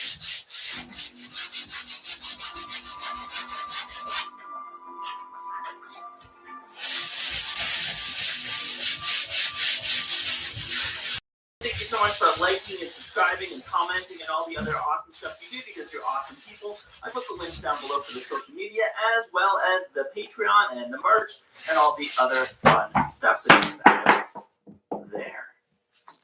According to the Bible, God made people. After a while, he looked down, saw that they were sinful, got really mad about it, and decided to kill them all. Except he knew this dude named Noah, and he said, okay, I'll kill everyone in the world except for this guy. So then God used Time Lord technology or something to put two of every one of the 1.5 million species on this planet into a boat, and 7 of each if they were clean, according to a law that wouldn't exist for another couple thousand years. Noah's Ark was scary. Oh, are there 2 of every flavor? No, they're all the same. Plain. So they flooded the earth, they floated around for a while, and after a while they landed on a mountain, the rainbow came, and they started their life again. And Noah decided that he needed a drink. So one of his first tasks was to create a vineyard. And he got really drunk, and like some people do when they get drunk, he started to feel like it was getting a little too silly. So he got naked. Right, Lord, the human rain is a beautiful thing. And one of his sons thought that this was funny and didn't do anything about it. His other two sons were like, oh, this is bad, we should cover him up, and covered him up so they're looking at him. And then later, when Noah woke up, he got pretty mad, and he said to his son Ham, cursed be Canaan, the lowest of the slaves. He will be to his brother. He also said, praise to the Lord, the God of Shem. May Canaan be a slave of Shem. May God extend Japheth's territory. May Japheth live in the tents of Shem. And may Canaan be the slave of Japheth. Now, apparently, Canaan was the name of Ham's son, and coincidentally, the name of a nation that Israel liked to use as slaves around the time that this story was first written down. So obviously, this is a made-up story to justify the enslavement of that nation. But eventually, a couple thousand years later, it began to be used by Christians, Muslims, and Jewish people to refer to people from the continent of Africa, and was continued to be used as justification for their enslavement into the 19th century in America. Now, obviously, Africa isn't Canaan, but that didn't matter. You find a space to make it work. Now, Africa can. Now, in the topic, people of African people, and people twisted it and used it in a way that the Bible never intended it. But that's just because it was against a different group of people. The Bible was still pro-slavery.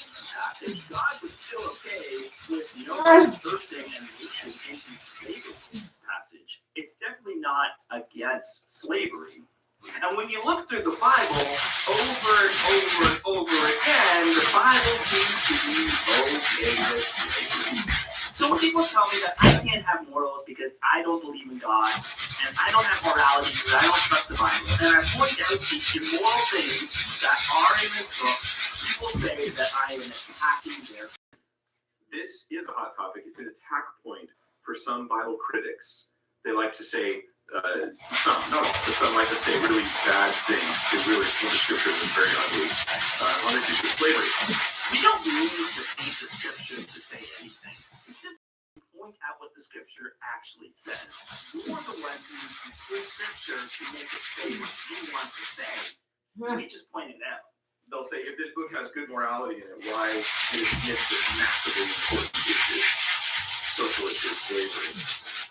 But I think the truth should help shine some light on the issue of slavery in the Bible, versus, say, the type of slavery we had in the American South, in particular, during the Confederacy time of our country. This is something that you and I will see today on this journey through these arguments. It's not as bad as it was in the American South. Wasn't as bad as the New World slavery, which is such a low bar, you might just trip on it. It's something that is supposed to be the authority on morality by comparing it to the worst thing imaginable. If you go to a five-star restaurant, they're supposed to be the best restaurant in the city, and they serve you terrible food, and they say, well, it's better than Domino's. Of course it's better than Domino's. You can't compare a five-star restaurant to literal garbage. You don't judge what's supposed to be the best by comparing it to the worst. Slavery is wrong because slavery is wrong regardless of how that slavery is done. For many people, the Bible is nothing more than a collection of outdated laws, and its persistent use in our world does more harm than good. A book that supports slavery is not a book with any usefulness for us today. I don't know that that's necessarily the claim of most people. I think you can find the truth in a book that has other things we should follow or we should dismiss. But when someone makes the claim that the Bible is a moral authority and it's written by the God of the universe, it's okay to point out that things like promoting slavery is a problem. It's not that it can't have any good moral teaching. It's just that it shows it's not the final say on morality. And that might be a reasonable claim to make if the Bible actually promotes slavery. But when you have problematic passages in the Bible, as a believer, you have a couple of options. The first and probably most common is to just not think about it. If someone mentions that the Bible is pro-slavery, you brush it off and say, no, it's not. And if they point out a verse, you say it's probably out of context, and you move on and you don't think about Can't let this little doozy get out. The next option is to say that the Bible says it, then it's fine. The Bible is the authority. The Bible says it's good, then it's good. It's strange that we have such an aversion to slavery because historically there have been abuses. There have been abuses in marriage. We don't have an aversion to marriage because there have been abuses. There are parents who abuse their children. We don't have an aversion to having children because some parents have been abusive. The Bible says slavery is good, so slavery is good. He's evil, but at least he's honest about his evilness. Then there is the apologetics approach. Find a way to make the Bible not say what the Bible says. On the surface, yes, the Bible appears to support the institution of slavery. There are laws to how to acquire and govern slaves. Jesus does not condemn it, and St. Paul, given the opportunity to speak against it, tells a runaway slave to return to his master. If all we do is read a summary of the Bible, we might be led to believe that God supported slavery. Luckily for us, we are much smarter than that, and need not stop with surface level analysis. We can find the texts themselves. We can read them within their context, and we can come to the very obvious conclusion that what the Bible allowed 2,500 years ago is very different from what we've seen in the modern era. But the Bible is meant for all people, right? Why couldn't God make it a little more clear? Why do we need somebody to decipher it for us? But slavery was very common at the time. You can't just outright ban it. Human trafficking was the norm. Slavery was practiced everywhere. And in the ancient world, with the exception of Israel, slaves were considered to be chattel. Everyone knows what chattel is, right? Chattel is an item of property other than real estate. So in the ancient world, slaves were considered to be personal property. You owned them just like you own livestock or equipment. They were yours forever unless you sold them to someone. And if they had children, they became your slaves, as well as your grandchildren and their great-grandchildren. And when you died, your children would inherit them just like they would inherit property because they were, for all intents and purposes, property. Jesus described the Bible as a spiritual and ethical curriculum which depicts the gradual unfolding of knowledge and experience for those who were being formed in history by God so that they would eventually come to a full knowledge of what is good and true. So you might identify one of the first lessons with the story of God's liberation of the Jewish people from Egypt through his prophet Moses, in which he gave them the Ten Commandments and then the Mosaic Law. So these are just the first few introductory lessons. God goes on to continue to reveal what is good and true to these people throughout their history until the fullness of that teaching is revealed in the person and teaching of Jesus. It's not that God isn't against slavery, it's just that he had to slowly, very slowly in fact, roll his beliefs on the subject out. It's like a soft launch. You can't hard launch not doing slavery. Because the God of the Old Testament is known for subtlety and avoiding rocking the boat.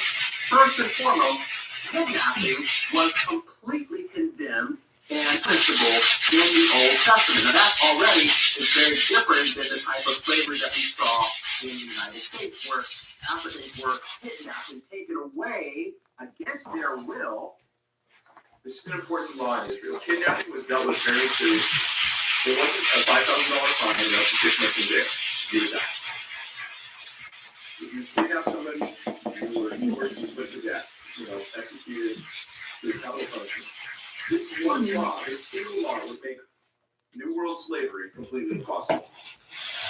Because so much of it was fueled by kids. Exodus 21:16. And I want to read a passage here in Exodus chapter 21, verse 16. He who kidnaps a man, whether he sells him or is found in his possession, shall surely be put to death. Now that's a pretty serious judgment on someone who's a slave trader that kidnaps people and takes them into slave trade to be sold as a slave. So in Exodus 21, it says not kidnap people for the purpose of slavery. So the apologists are going to use that verse to say that this slavery was better than the slavery in the New World, which again is the wonderful of the Bible. But the thing is, there is another verse that they could use that talks about kidnapping with the purpose of slavery that seems to have been overlooked. Deuteronomy 24, verse 7 says, if someone is caught kidnapping a fellow Israelite and treating or selling him as a slave, the kidnapper must die. We must first see people from among you. The Bible is a collection of different books from different writers, and even some of the books, like Genesis and Exodus, are a collection of different stories by different writers. So sometimes the same story or the law can be found in multiple places, which one variation has changes the major law as time goes on. Like how we see that there are 3 different versions of the Ten Commandments: Exodus 20, Deuteronomy 5, and Exodus 34.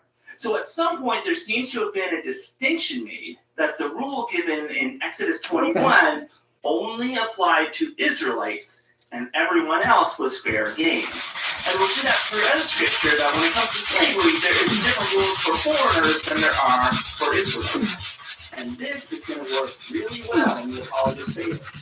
How did slavery exist typically in Israel back in the day? It was actually an indentured servitude. It was less than a slavery, like you are kidnapped and brought over and you're put in service. Rather, it was more of an indentured servitude or a work for a contract period of time. It really was. It was a contracted period of time. It was voluntary rather than starving. I would say, hook myself up with someone who had the money. I would say, I will serve you for X number of years if you provide for me housing and clothing and perhaps a wage above and beyond that. Yes, this was one of the forms of slavery that the Bible promotes. One, the benefit, the financial benefit that slavery offered in the world was that the slave owner got all the benefit. In the ancient Near Eastern version of this term, often it was the slave himself who entered into slavery because of a financial debt of his own. As a matter of fact, that's another way they were different. The way into slavery in the New World was to evolve it. Often people entered into this kind of slavery voluntarily to pay back. Notice he used the word often here. Often meaning sometimes it's not that. And that remainder was still I often don't punch people on the street. Still implies that sometimes you punch people on the street. Most of the time, I don't take my friends on the shin. Yeah, but sometimes you take your friends on the shin, right? It was not perpetual, as everything was pointing out. So it didn't transcend generations. The children of slaves were not by nature of what family they were born into. They were not predestined, so to speak, or doomed to it themselves being slaves. There were opportunities for exiting enslaved status. It was an economic arrangement. Well, not the children of this type of slave. This happened because maybe you were in debt, you were not able to pay your debt off to someone, or maybe you really hit hard times and you needed a place to live, you needed food, you needed provisions, you needed clothing, you did not have the money to provide for yourself, or you couldn't pay off your debt, and as a result, all you could do was work for someone else in order to pay off your debt or to get the proper food, provision, and clothing that you need to survive. This is called indentured servanthood or indentured servitude. I would argue that this isn't the best option for dealing with debt. And there is a reason we don't do this kind of thing today. But yeah, this is better than a different type of slavery, especially since they did go free after 7 years, according to the law. It says here, if you buy a Hebrew slave, he may serve for no more than 6 years. So right away, we see that God sets a limitation on how long you can own or have a slave. They could only serve for 6 years, however. In the 7th year, they were to be set free. So now he would announce himself also shall be in your service and serve you for 6 years.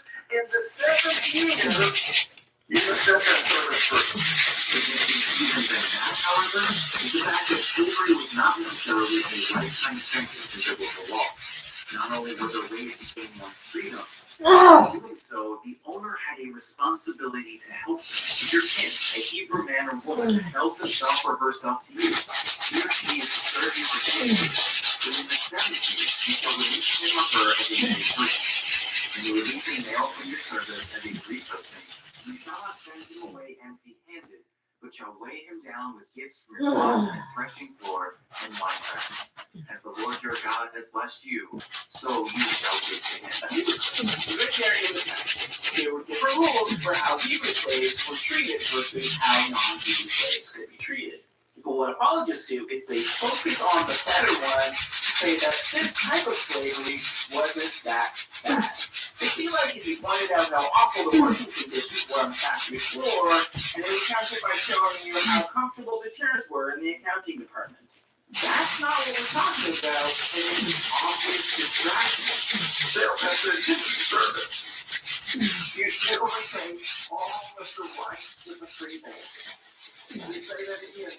Israel was totally different from all the pagan nations around them, because if you sold yourself into indentured servitude, you still retain all the rights of the free man. Something that was unheard of in any other pagan nation. In other words, the civil law applied to servants as well as it did free men. Every one of the civil law. No Jim Crow law. There was no separate things. Don't let us know you can't do this. No. All of the civil laws apply to servants just as they did free men in the very same way. Yeah. Very ironic to bring up separate but equal when we are talking about different rules for different people solely based on where they or their ancestors are from.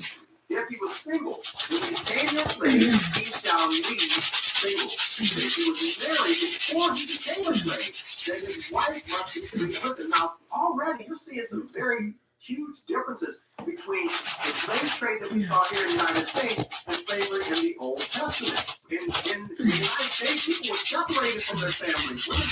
They were taken and beaten and were taken by slave owners, and people were separated from their families and things like that. No, in this culture, if you came in with a wife, you would be leaving that wife unless you bring it. If his master gave him a wife while he was a slave and they had sons or daughters, then only the man will be free in the seventh year, but his wife and children will still belong to his master. Now, this is pretty obvious here, but the reason for this is because let's just say you're a woman and you have a lot of debt. If you come in and let's say you've only been working for a couple of months for this particular owner, and you could think of a better word to use than owner when you're the one trying to say that it's not slavery and it's indentured servitude. You end up getting married off to a man who's already been there for 6 years and getting ready to leave. So now you get to go free with this man. You've only served your debt as a woman for a couple of months, but because this man is getting ready to be free, you get to go along with him. So no, God set it up to where it's like, okay, no, if I give you a wife while you're my slave, then you belong to me, and you can end up going free. But if the servant plainly says, I love my master, my wife and my children, I will not go out free, then his master shall bring him to justice. He shall also bring him to the door and order the doorpost. And the master shall pierce his ear with an awl, and he shall serve him forever. Many of us are familiar with this idea if he becomes now a permanent servant of that master. So let's give this some context, because I think some people are so worried they'll find something bad that they find it because it's what they're looking for. So let's look at it. First, it's a 7-year contract. He can serve 6 years. On the 7th, he's out. He's free. So it's a typically 6-year contract for the Hebrew servant. No matter when the contract started, from the starting now, I can serve up to 6 years, and then I go free. Now, when the man comes to the end of his contract, if he has a wife and kids who he didn't bring in, but rather they are also contracted servants of this same guy. So his wife's a contracted servant, so is he. So I started my 6 years, then you gotta re-up. Now I got another 6 years. She re-up. She re-up, and then he did. So he's going free, and she has another 4 years left on the time. He can't just be like, come on, you're my wife, let's go. You know she's contractually obligated to stay. So he has a couple options. He can work, he can wait. He can wait. Number 2, he can buy out their debt, pay for that, pay the rest of the contract off, and then take them. Or make a lifetime contract saying, I love my master. Right? Now, the interesting thing is, in order to do a lifetime contract, the master can go to the elders and say, yeah, he really loves me.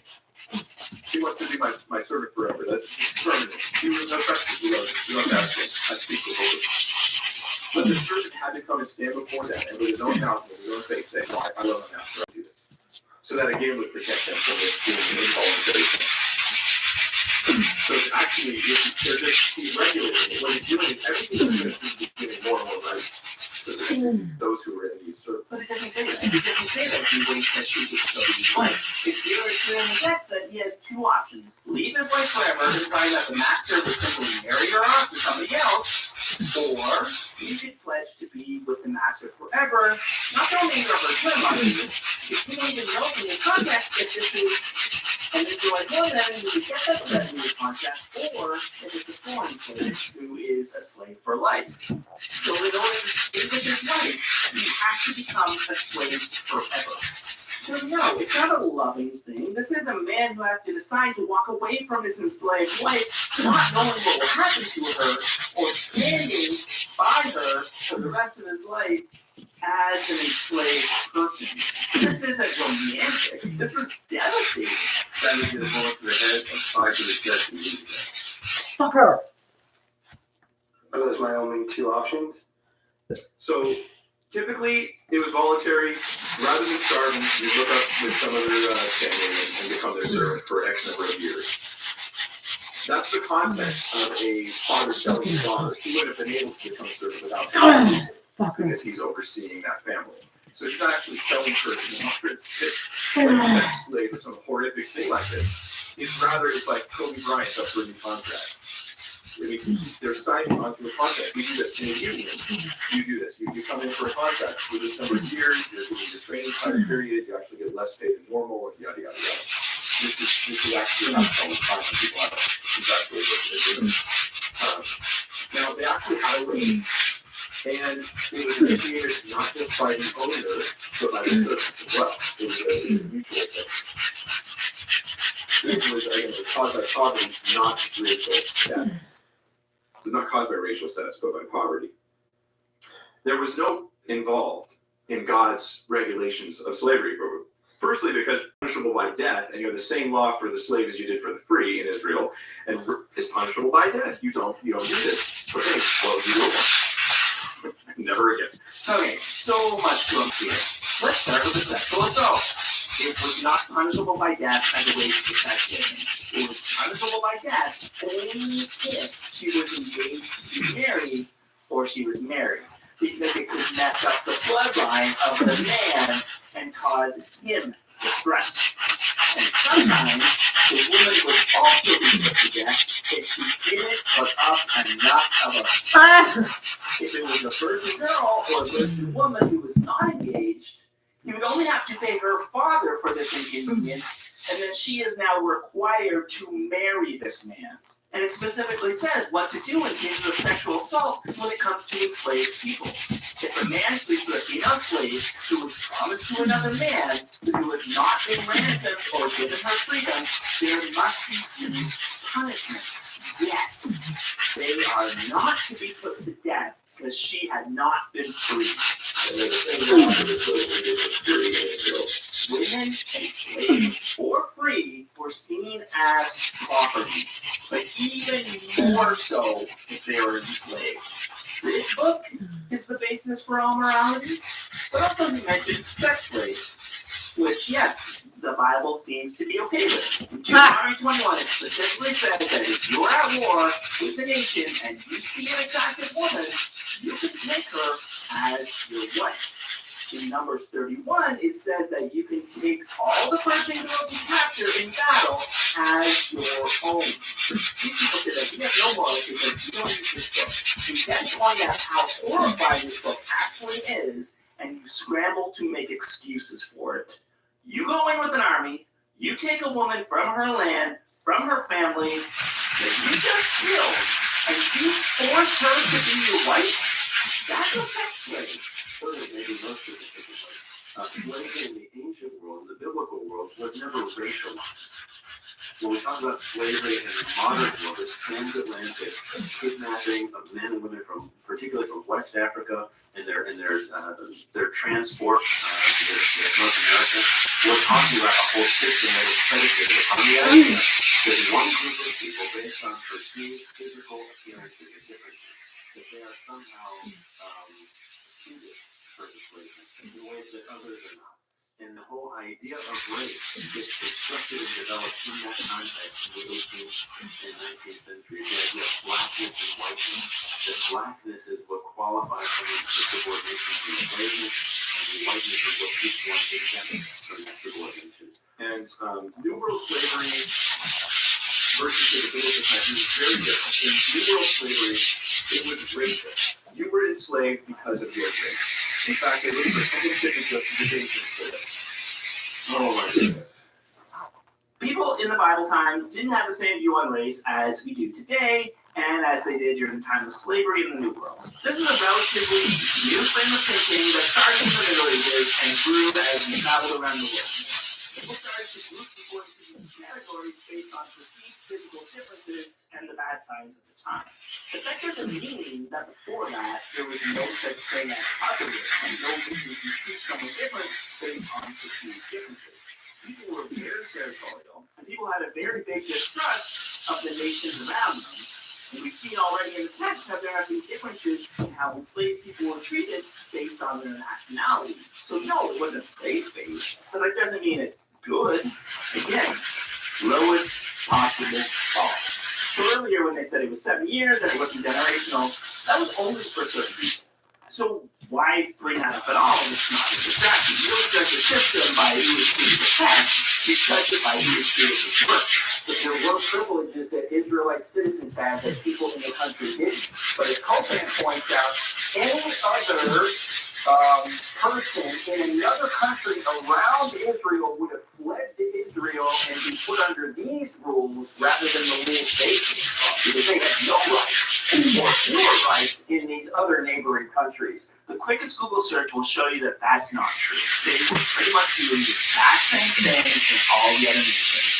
And other nations were beginning to abolish this debt-based form of slavery that they had for their citizens, because it was seen as cruel to their own citizens in practice. So in a lot of ways, they were actually worse than the surrounding nations. But also, better than something else that is also bad is not a moral standard that I believe we should live by. So typically what would happen is that whenever the Israelites would go into war and they would conquer these other nations, typically there would be one of three things that they would do. Either A, they would kill all the people who was there so that nobody would survive, or B, they would take some of the women to be their wives, which is an act of goodwill, because these women, all the men were dead, and so how would they provide for themselves? How would they make it in society? That is so romantic! So it's actually an act of will, a goodwill for the Hebrews to take these women and allow them to have provisions and to be able to have children and things of that nature. And then the third thing is that they would take these people to be slaves, sparing their lives, but allowing them to work. As for your male and female slaves whom you have from the nations that are around you, from them you may buy. Sorry, I just lost my place. From them you may buy male and female slaves. Moreover, you may buy the children of the strangers before you. You may buy the children of the strangers before you.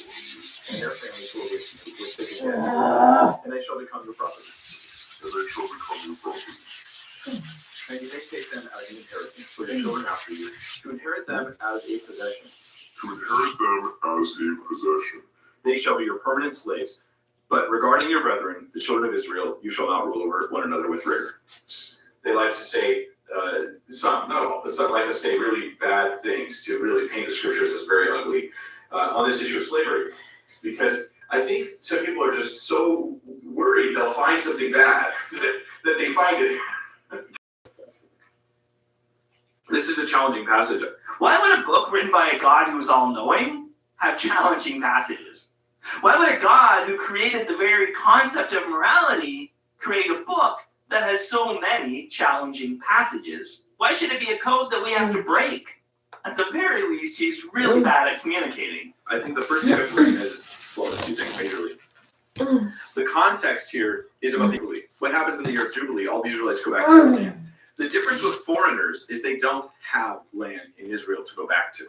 They don't have any land promised by God for them in this place. So it's not like at the year of Jubilee, oh, you go back to your, this doesn't exist for you. It's not, you're not part of that promise.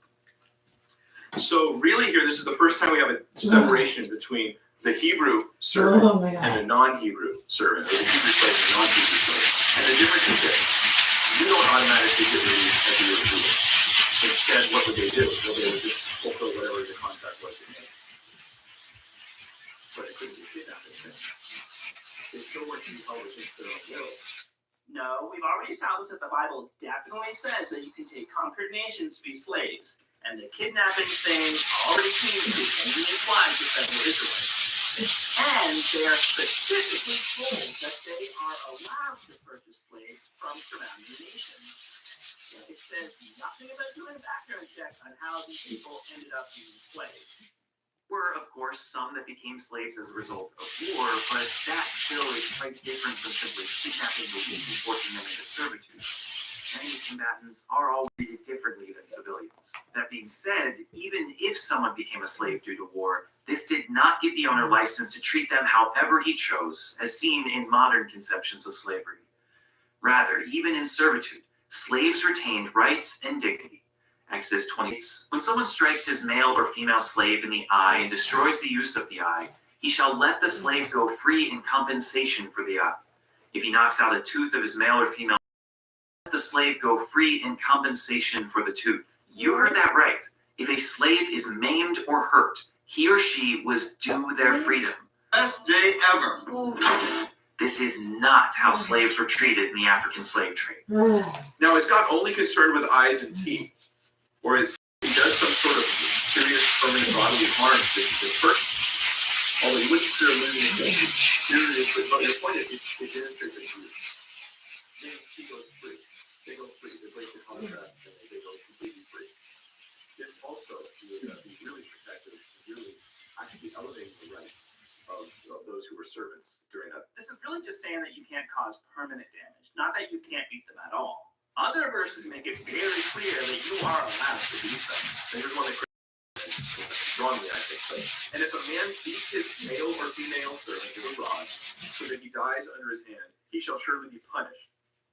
Notwithstanding, if he remains alive a day or two, he shall not be punished, for he is his property. So let me dig into this, because here's what the skeptics say. You can beat them within an inch of their life, and it's okay. You don't have shot free, but that's really not the context of the passage. Let's look at it.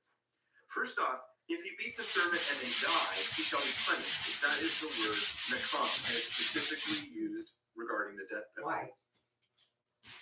The point here is that just because you are the quote-unquote master, you don't get off scot-free. If you slay, you kill someone, you get the death penalty, and that applies if they're a slave or if they're not.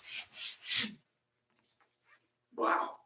This is just unheard of in that time. There was no nation that had laws like this. So then they go, well, but if they don't die, you can beat them with the end of their life.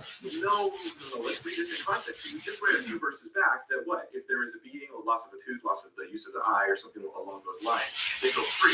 So what is this verse 21 really mean? Notwithstanding, if you remain alive a day or two, he shall not be punished. Their copy shall not be put to death, for he is his property. Because what's going to happen, you're going to lose this servant. So there's your punishment. You just lost the money. Say you had a work contract. I'm going to give you such and such, and then it's for this much time. Well, I've defaulted the contract. Here's your money. Bye. I'm out. And so it becomes a protective device. Or just, it's not saying you would lose your money or lose your property, not if there isn't permanent damage.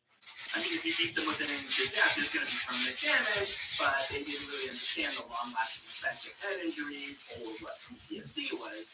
But the text makes it quite clear that you can beat them, and as long as they don't die, it's fine. You don't get punished because they are your property.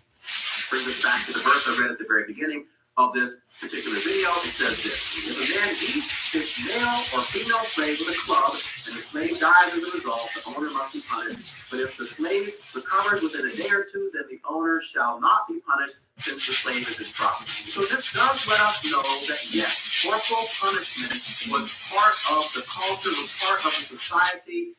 It was part of how people were disciplined in the military. It was also encouraged throughout the Old Testament regarding how parents can and should discipline their children whenever they get out of line. It talks about not sparing the rod and things of that nature. But it doesn't mean you should beat your children.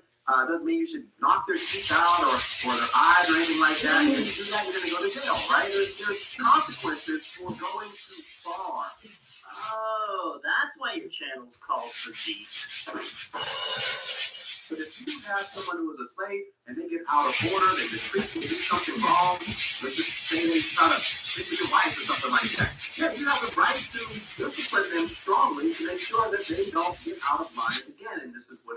talking about. But you don't want to go too far in terms of your discipline, in terms of how you punish this particular person. Remember how I said that there are two schools of thought when it comes to this stuff? Either find a way to make it so the Bible isn't saying what it's saying, or to just accept the awful stuff that it's saying.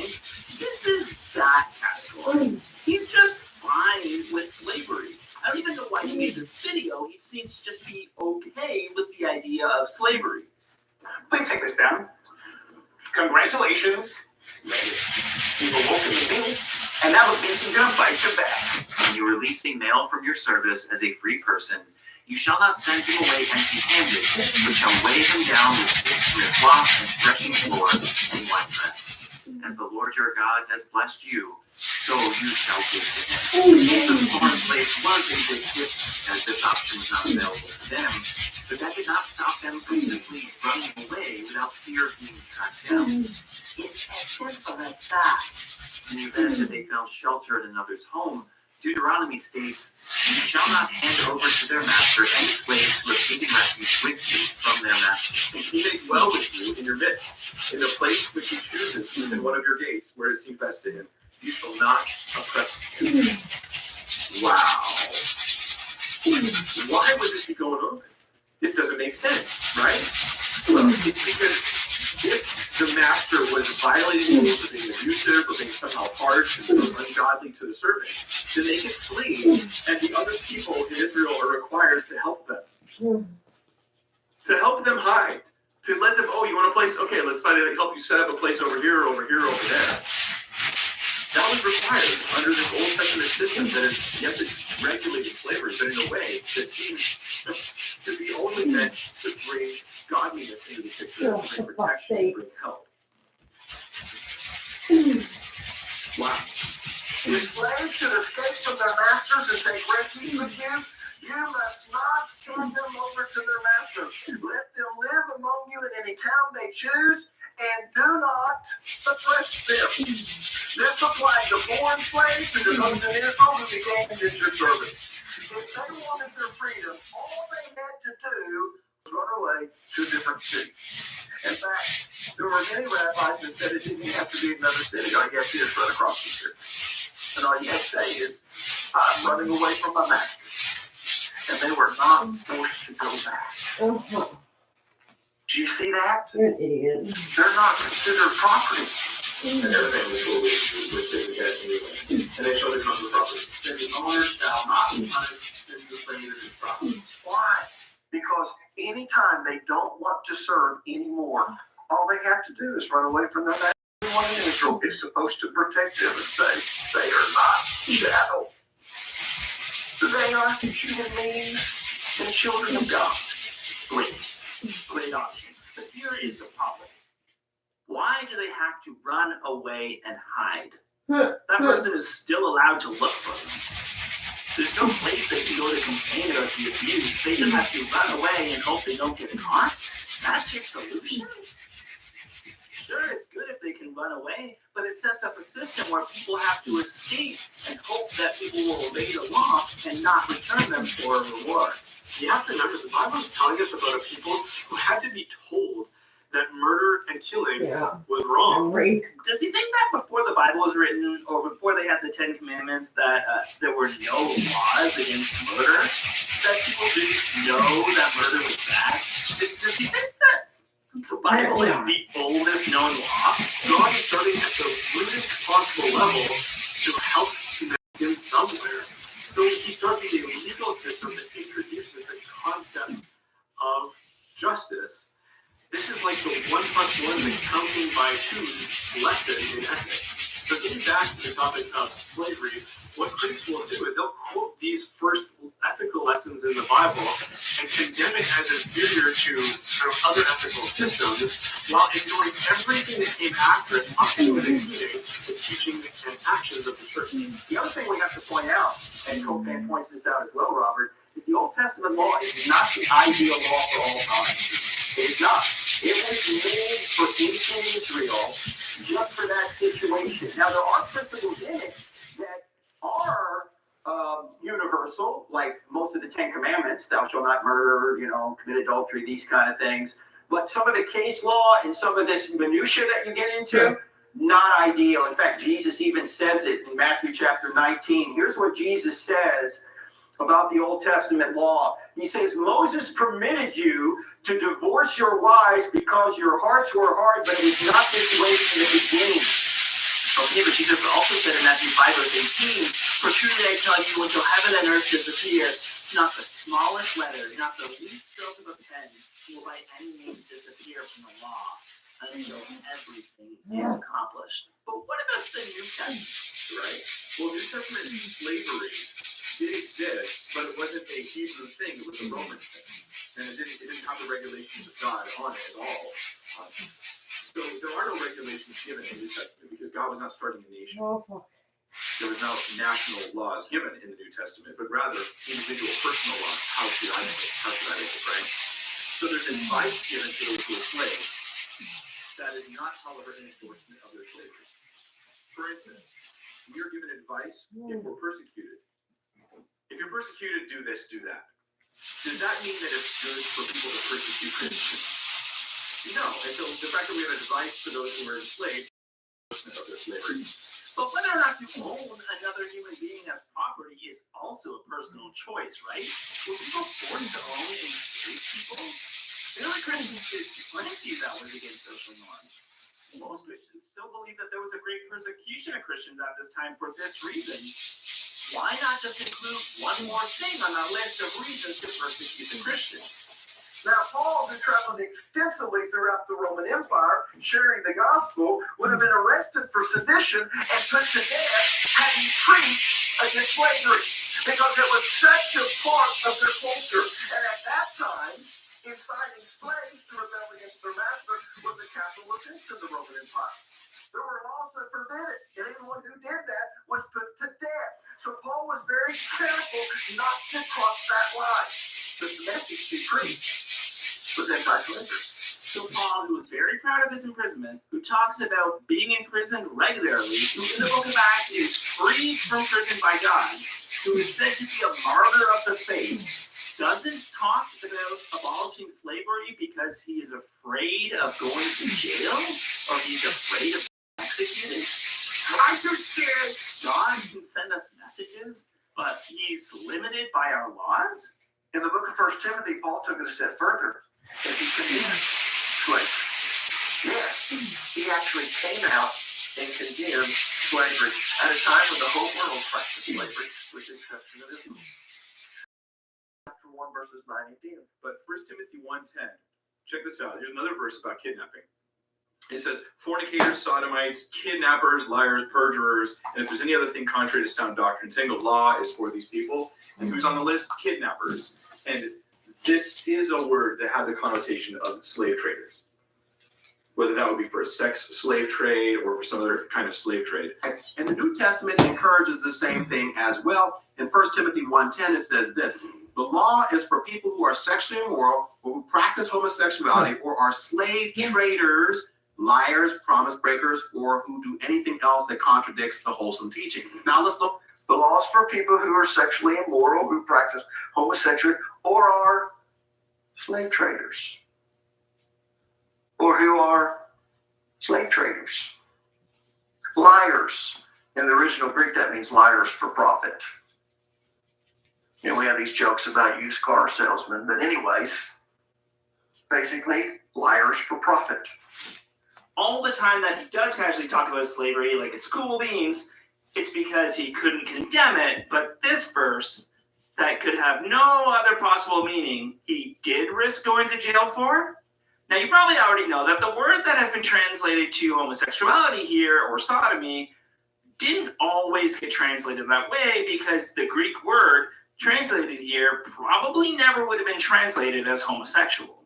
The original Greek word wasn't a common word that was used at the time, and there is much debate about the context, the root of the word, and some people even say that Paul may have coined it. But it seems to be a melding of the word man and the word bed, which a lot of people just think means someone who sleeps around regardless of who they sleep with. And some people think it could have been a euphemism for someone who does stuff with themselves when no one is looking. But in 1946, it was decided that this word meant homosexuality. Wow. There is another word on this list that eventually got translated to slave traders that didn't always get translated to slave traders. But the word they translated translates to man-stealer, and many people believe that this refers to someone who steals men from another slave trader to make a profit off that, or someone who kidnaps somebody for a ransom, which could explain why throughout the New Testament it is the only incident when there seems to be any condemnation against slave trading. In the New Testament era, the Bible did not demand that every slave owner immediately emancipate his slaves. Rather, the apostles gave instructions to slaves and their owners on godly behavior within that social system. Masters were admonished on the proper treatment of their slaves. For example, in Ephesians chapter 6, verse 9, masters are told, treat your slaves in the same way with goodwill. Do not threaten them, since you know that he who is both their master and yours is in heaven, and there is no favoritism with him. Elsewhere, the command is, masters, provide your slaves with what is right and fair, because you know that you also have a master in heaven. Colossians chapter 4, verse 1. I think we're just rolling past the idea, and we never really think about the fact that God is continually referred to as a slave master in the Bible. That's kind of messed up. Even Jesus says that a slave is not better than his master, which, of course they are. You wouldn't compare God to somebody you think is evil, right? This puts slave masters on a pedestal. You're comparing God to them as an important person. Now, what did he write to the servants? Not how to revolt, but how to get through the situation they were in while honoring God. I'll read this. Ephesians 6 will back up verses 5 through 8. Bondservants, be obedient to those who are your masters according to the flesh. And notice this, it's only according to the flesh. They're not the masters of your souls. Just according to the flesh. With fear and trembling, in sincerity of heart as to Christ, not with eye service as men pleasers, but as bondservants of Christ, doing the will of God from the heart. With goodwill doing service as to the Lord and not to men, knowing that whatever good anyone does, he will receive the same from the Lord, whether he is a slave or free. So he asks them, look, walk in submission. Of course he did. The Bible continues to be used to oppress people. The Bible doesn't want people to rebel because if it was a book or a letter that did want people to rebel, it didn't end up in the final cut because it was powerful people that have been editing this book for centuries. And we don't want people thinking that rebellion is an option. And that's what it's all about. That's the whole ballgame. These are people who are saying that this is the divinely inspired work of God that is our basis for how we should live our lives. But over and over again, we simply see that it has been created by man with their selfish desires in mind. Walk in submission and godliness. Don't have a rebellious and hateful attitude. Do your work and do it well unto the Lord. Now, does this somehow make okay cruel treatment or something? Of course not. Of course not, because what would his word to masters be? Well, just to love one another. There is no partiality with God. So don't be treating them with threatening or treating them harshly, but rather with godly love. They clearly wanted to reform it from within. It's for this reason that the far more logical conclusion, when taking the Bible as a whole, is that God found the institution of slavery repugnant. Overwhelmingly, God hears the cries of the poor and sides with the oppressed. The prophets, speaking for God, repeatedly denounce the abuse of the poor. I mean, really, God's greatest act in the Old Testament is the rescuing of his people from slavery to set them free. Even without an outright repudiation, despite the laws regulating it, when we look at the institution in practice, understanding how God acts in other situations, I think it's clear what to think. God would never support such an awful institution. So the question then becomes, if long division is analogous to remedying the evils of slavery, does the church ever get to it? Or can atheists and critics continue to lay this condemnation at the feet of the church? Yes, we can, Gonzo. Well, I would argue that Christianity did something far better than merely outlawing it. Outlawing something is the sort of simple authoritarian way of fixing something you don't like. It usually means identifying something you don't like, doing nothing to understand the implications of abolishing it, and then just coercively legislating against it. So God is in the banning business. I mean, even what I'm wearing, I'm not supposed to be wearing these ripped jeans, according to the Bible. I shouldn't be wearing this cotton poly blend, according to the Bible. I shouldn't have this haircut, according to the Bible. Women, you shouldn't be wearing jewelry, according to the Bible. God came down to earth, inspired a book that tells us what we can have in our wardrobe, but makes no mention of even one day abolishing slavery. There were centuries of abuse and lost lives before it was abolished, all while people were using this text to say that it was good, and that's how God wanted it. Yes, the Bible was a book of its time, and we can't expect it to know the future and how much damage it would cause, and how much it would be used to promote such awful things. But that also means that there was no all-knowing, all-loving God that had any part in creating it. It's a man-made book meant to help the people in power. Because here's the thing about morality. It has to evolve. It has to change with the times. We are constantly learning about ourselves. We are constantly learning about how our actions affect other people, how our words affect other people. If we are constantly questioning the way things work and aren't constantly looking at ourselves and aren't constantly making changes, we end up causing pain. Relying on an old book that says it's perfectly okay to own and beat another human being as our standard of morality can not be something we keep doing. And so this should, ideally, forever silence, but it won't. It's gotta be no, Doug. Hey, everybody, thank you so much for making it this far. If you know somebody who may benefit from it, send it their way. You're all awesome, and I love you all. Work, Sky Moon.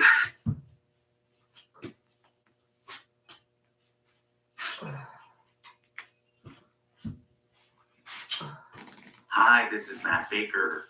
Earlier this year, I did an 8-part series on the family tree of Christian denominations. Well, today I'm releasing the entire series again, but this time as a single video.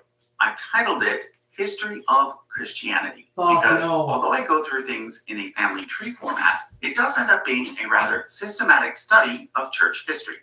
You'll note that the chart changes and grows as I go through it. This is because I originally worked on the chart between each episode. However, the whole thing is now done. So let me point out that if you want to buy a copy of it as a poster, you can do so by heading to usefulchart.com or by using the link in the description or in the comment. Okay, let's get started.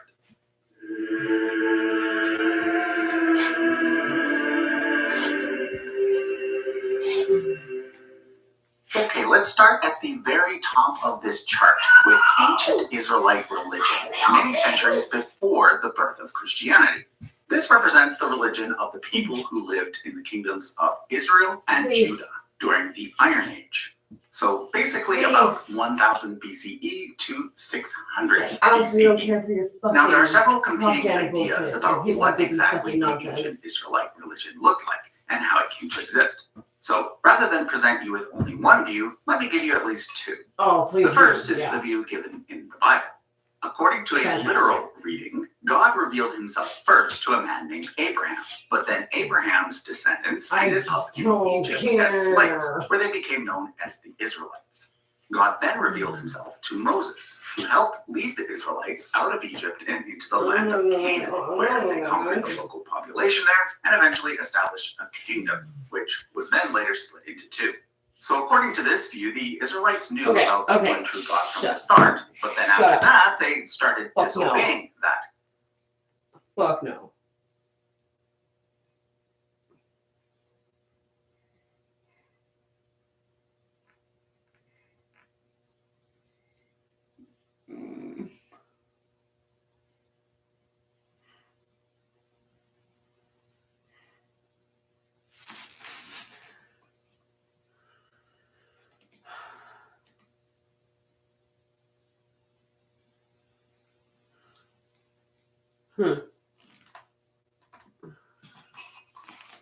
Nivea 5-in-1 I love being a full-time YouTuber. It is the best job I have ever had, hands down. I wouldn't trade it for the world. I am so thankful for all your support and all your kind words and the community you provide And I'm honestly just over the moon that I get to do this with my life, and it has been really awesome. But there are some downsides. The angry comments are expected given the nature of what I do, but also they can really hurt sometimes. Sections wrote you. I mean, they light you up. Like I care what people who watch your tutorials say about me. What is one? I've had people wish natural disasters on me, or just wishing that I would die. I've had threats of hell, all those wonderful things that you would expect. When did Chucky grow up and get ugly? Chucky grow up to get ugly? Chucky's ugly as a boy. Bad logic. Next. But I think the hardest part of what I do, I know I have chosen this, is when I sit down and have to watch hours and hours of sermons or hours and hours of Christian YouTubers. The amount of swearing at the screen and rage quitting that happens in this small apartment is probably more than most large corporations. But there are a few things that are consistent in these sermons. Long pauses after making a point.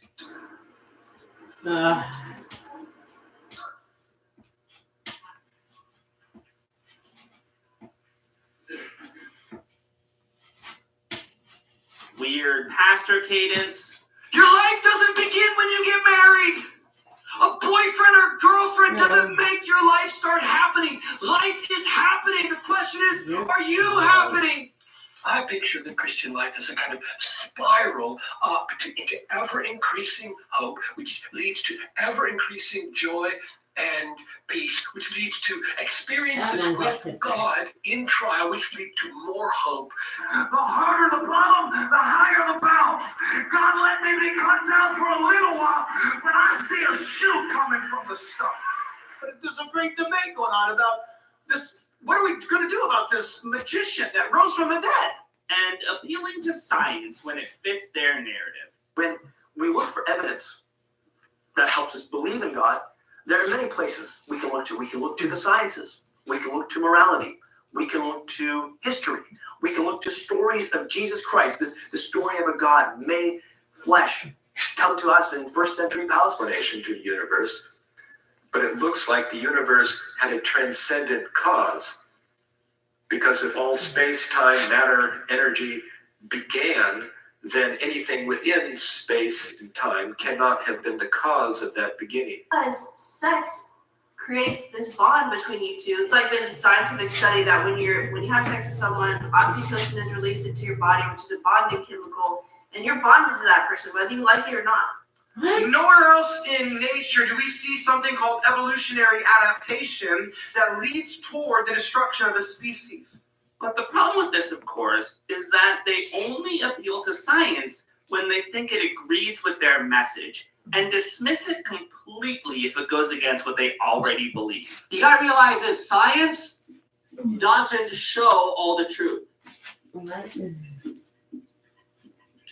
Just because it's science doesn't mean you get all the truth. Didn't you realize that?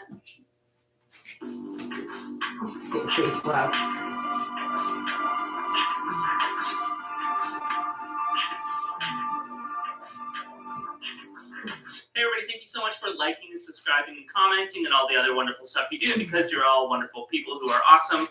I put the links down below for the social media, as well as the Patreon and the new merchandise and some other cool things. I really appreciate it. Really appreciate all your support. You're just all so fantastic. Christians, or any religion, or even any pseudoscience really, love when they find something that seems to confirm what they already believe. Colds, flu, streps, even COVID, every disease cured with ease by this blessed formula based on ancient scripture. And Christians love saying that science has proven the Bible to be true. The Bible is scientifically reliable. What? All right? The Bible is scientifically reliable. All right? They didn't give any amens, but that's all right. I'm going to... Please clap. Are you all... I'll show you in a moment ways that Scripture, this book written by Hebrews, this book written by Hebrew shepherds out in the wilderness thousands of years ago, I'm going to show you how this book and the pages that were penned by these men in antiquity has transcended time, it's transcended logic, and it has actually preceded science in many major world-shaking discoveries. Creation itself declares the greatness of God. And time, space, and matter are a trinity all in of themselves. But they're also a trinity of trinities. Don't you take notes, all right? Just warning you. Time, think about this. Time consists of three things: past, present, future. Yeah. Space is also a trinity. Oh my it God. consists of length, width, and height. What? Matter, all matter in the world, consists also of three things: liquid, gas, and Okay, solids. you're just saying things And that also there's come in plasma, so that's separate. not 3 anymore. And also there's something called the Bose-Einstein condensate. But I don't understand what that one is, but apparently that's the fifth one. But yeah, there are some cases where there's 3 of things. And we talk about how there were 3 Charlie's Angels, and that there is a comedy rule of 3s, and that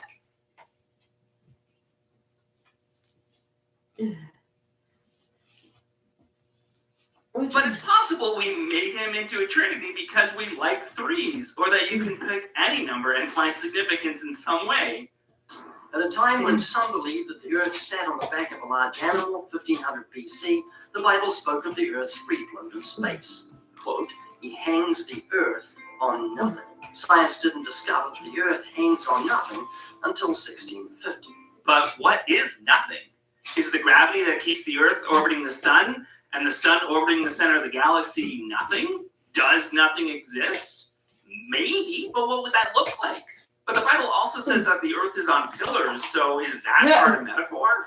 Skeptics sometimes say that the Bible is out of touch with science because certain passages speak of the earth sitting on pillars. But let me ask you a question. Do you think watching a sunset at the beach is a nice thing? Yes? Well, but the sun doesn't actually set or move downwards in the evening, nor does it rise or move upwards in the morning. So is it wrong to talk about sunset and sunrise? No, of course not. To speak of sunsets is to use what is called phenomenological language. The word used describes something as it appears to the human eye, without intending to deliver a scientific description of what's happening. The same thing applies when we read in the Bible that God established the pillars of the earth. This captures the impression that there are regularities underlying all of life, without intending to deliver a science lesson about our planet. So no, it's not the case that the Bible is out of touch with science, but it may be the case that the skeptic is out of touch with how language works. So basically, if we can make it work, then it's science that proves the Bible, and it counts. But if not, if it doesn't work scientifically, we can disregard it, or we can disregard the science. The God who sits above the circle of the earth. That word circle in its original etymology, its original word there that was used by the author, means sphere. As far as I can tell, it is technically also the word for sphere, but that's because they didn't have a word for sphere, so they would have just used the word circle because it's the closest thing to describe it. So yes, they could have meant sphere, but there is no reason to assume that based on the text. He says in 700 BC that you are the God who sits above the sphere, the circle of the earth.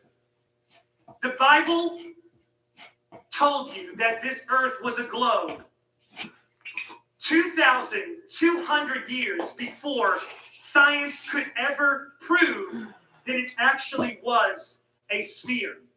It was not until Magellan could circumnavigate the planet in the 1500 AD, nearly 1500 AD, Magellan circumnavigated the planet, and that was the first time that science could actually prove that the Earth I'm so was a sphere. angry. Incredible. Preceded science by 2,000 My dance go get They another knew the Earth was round long before Magellan. Yes, Magellan maybe was the first person to circumnavigate it, but that doesn't mean they didn't know it was round beforehand. That'd be like saying we didn't know the moon existed until Apollo 11 landed there. They knew that the Earth was a globe long before we even had Christianity.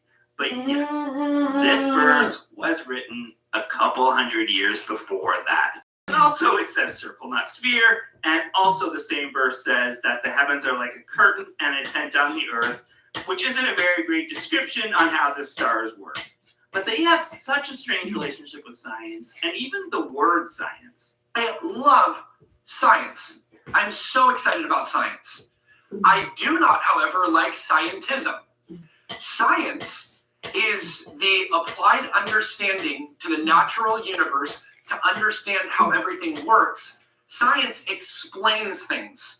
Scientism is the religion of science, saying there's nothing behind science. Science is the principle behind which you cannot go. Science is the thing behind the thing. And all scientism is it explains away. So I love science, which explains. I do not like scientism, which explains away, where you worship science as your religion. Well, it's a good thing that no one does that then. And that can happen with a lot of people today, especially in the Eurocentric Western hemisphere or planet. That tends to be the trend.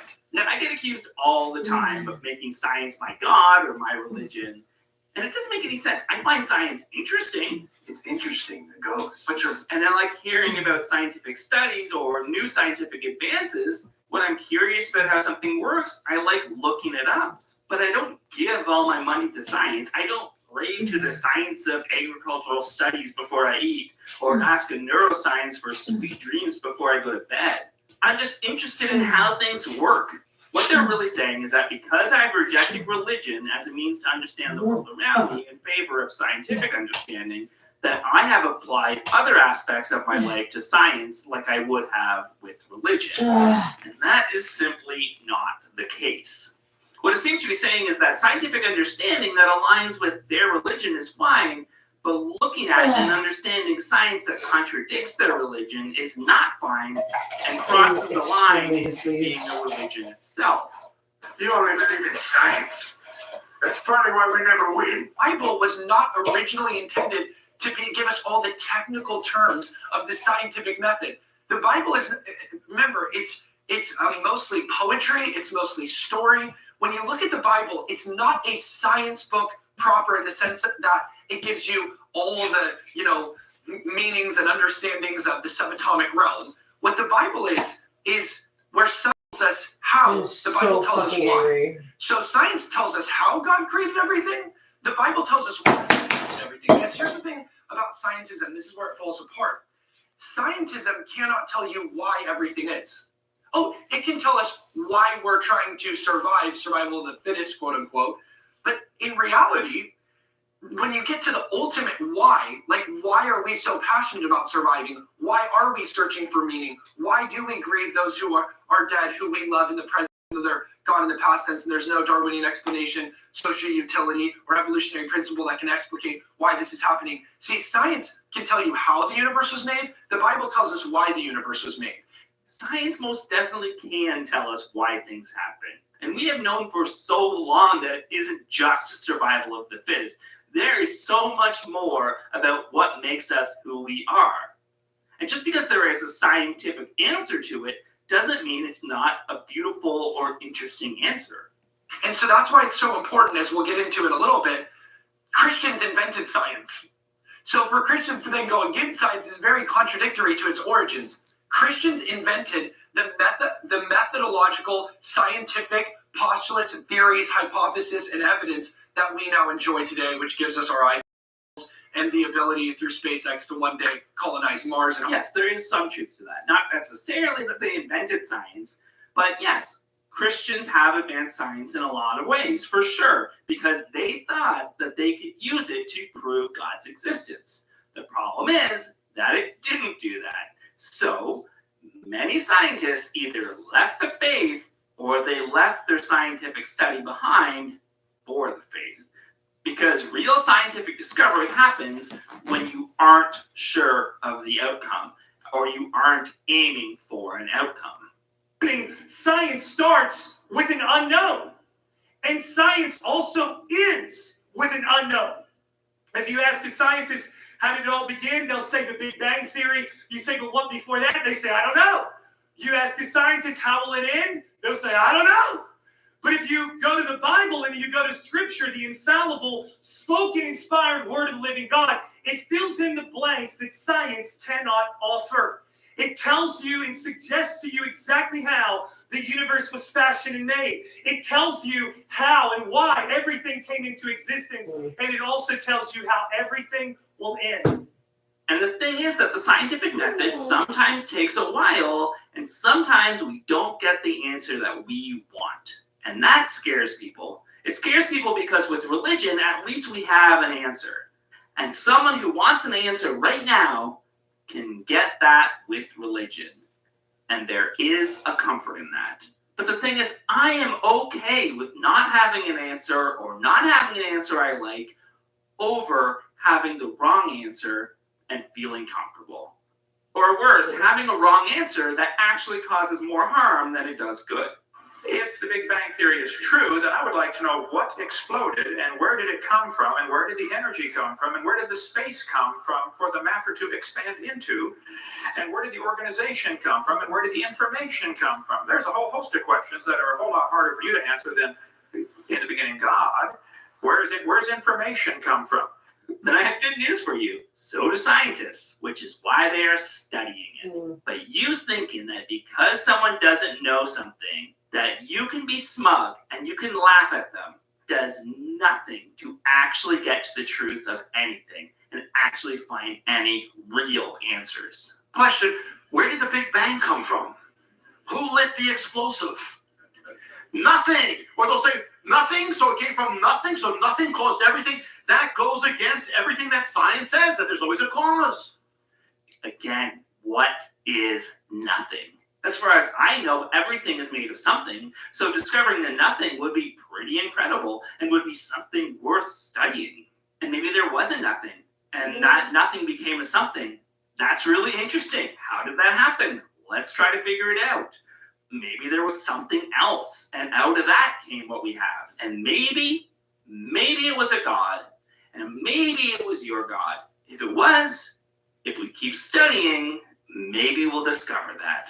But we don't do scientific studies with the answer already in front of us. We study things, and then we make conclusions based on what we study.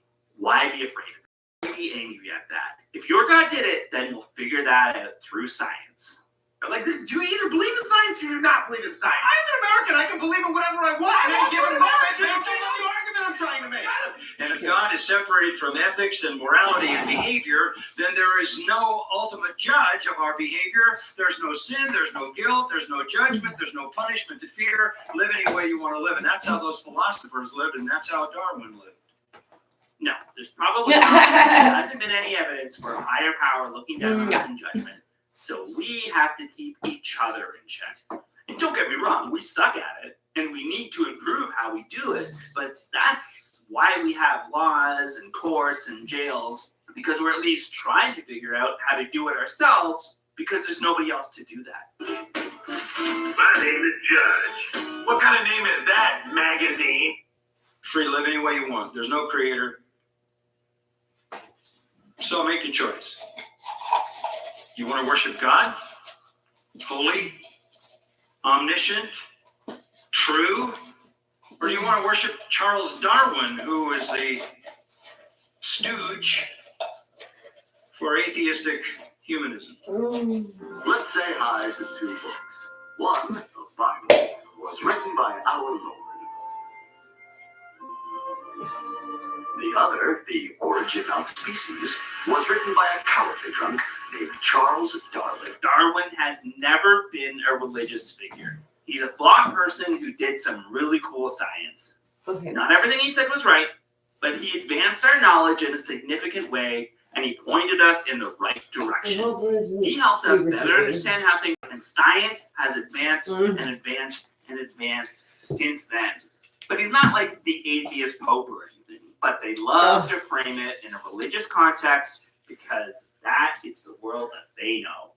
In the broadest sense of the word, evolution means descent with modification. And of course I believe in that. Every young earth creationist believes in evolution in that sense because he believes that all human beings are descended from a single human pair. And yet look at the enormous differences between, say, an Australian Aborigine and a fair-skinned Laplander.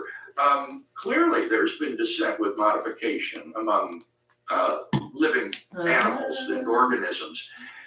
If you mean that all living organisms are descended from a common ancestor, I'm skeptical about that. It seems to me that we don't have any good evidence for a monophyletic origin of life. The evidence is consistent with phyla originating independently of each other, even though there would be a good amount of common descent with certain biological orders. As for the explanatory mechanisms of evolutionary change, like random mutation and natural selection, I think that within the community of evolution, a great deal of skepticism about the adequacy of those evolutionary mechanisms. And the cutting edge of evolutionary theory today is to talk about additional mechanisms. William Lane Craig is not a biologist or a medical doctor or an anthropologist or someone in a field that studies evolutionary biology. He has not published any peer-reviewed studies on evolution or biology. I'm not saying he isn't a smart man, but his beliefs about evolution aren't informed by scientific research or scientific understanding. They are primarily determined by his inability to reconcile science with his faith. Now, I am not a scientist. I am a YouTuber. I have no ability to prove scientific theories as an apologist, pastor, or Christian YouTuber has the ability to disprove scientific theory. But the thing is that I'm not claiming anything that isn't already scientific consensus. I'm not claiming long debunked arguments. These people are. I'm not saying you can never claim things that aren't scientific consensus. Most great scientific discoveries are made that way. One scientist disagreeing with the rest of the scientific community and going out and proving their hypothesis and showing their work and having a peer review process that amounts to real scientific change and understanding. These people are scientists and they're praised and remembered.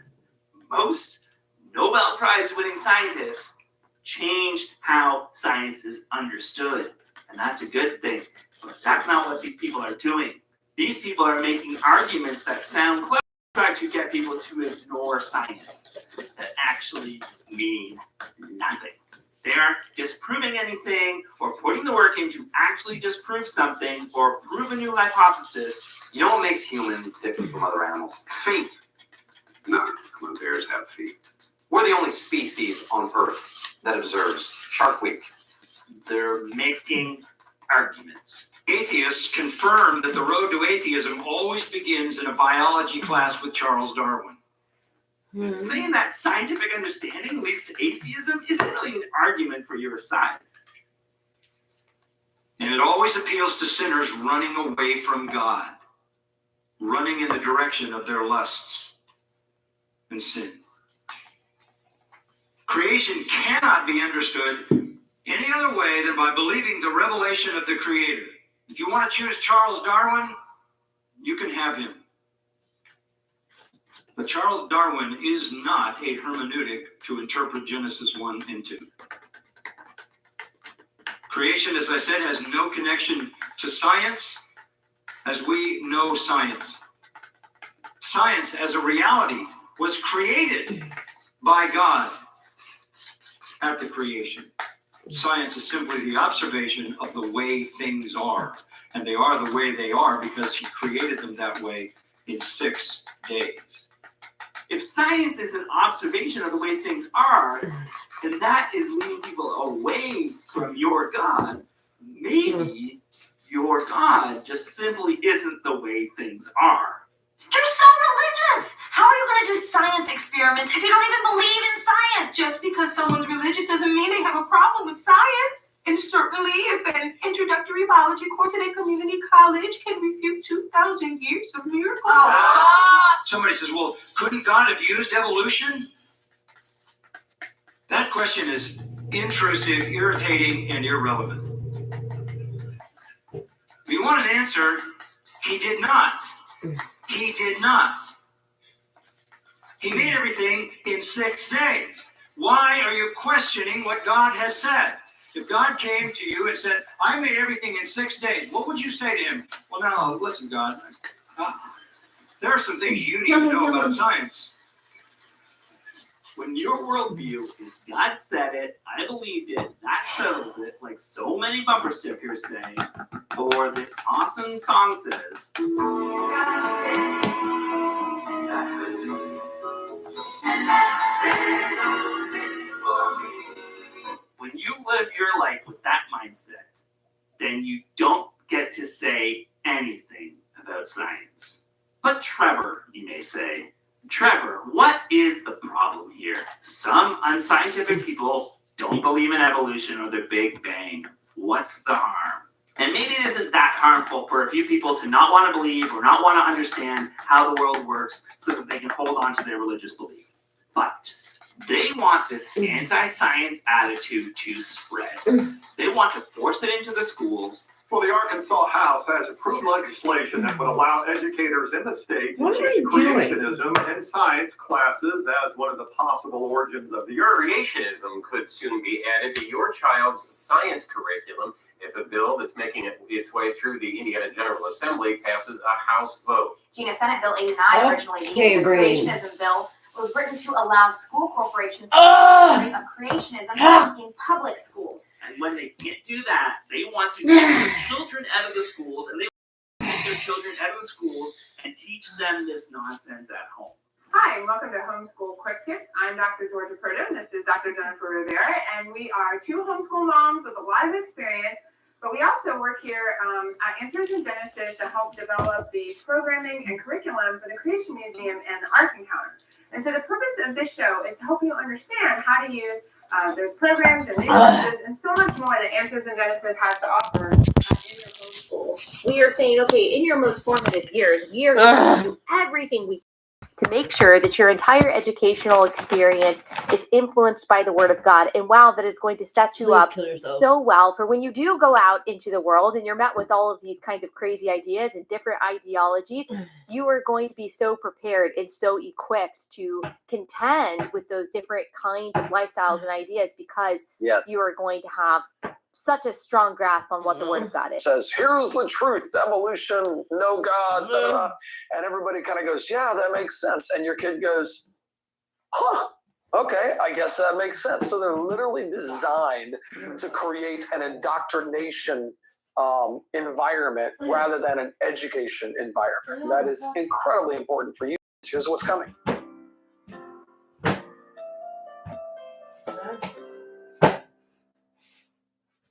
Teaching children not to trust science causes some big problems for today and for our future. The term standing on the shoulders of giants refers to the idea that we don't start from scratch. We build on the knowledge that has been passed down from other great thinkers. When we actively try to make a large portion of the next generation scientifically illiterate and scientifically ignorant, we hurt our chances at actually making scientific advances going forward.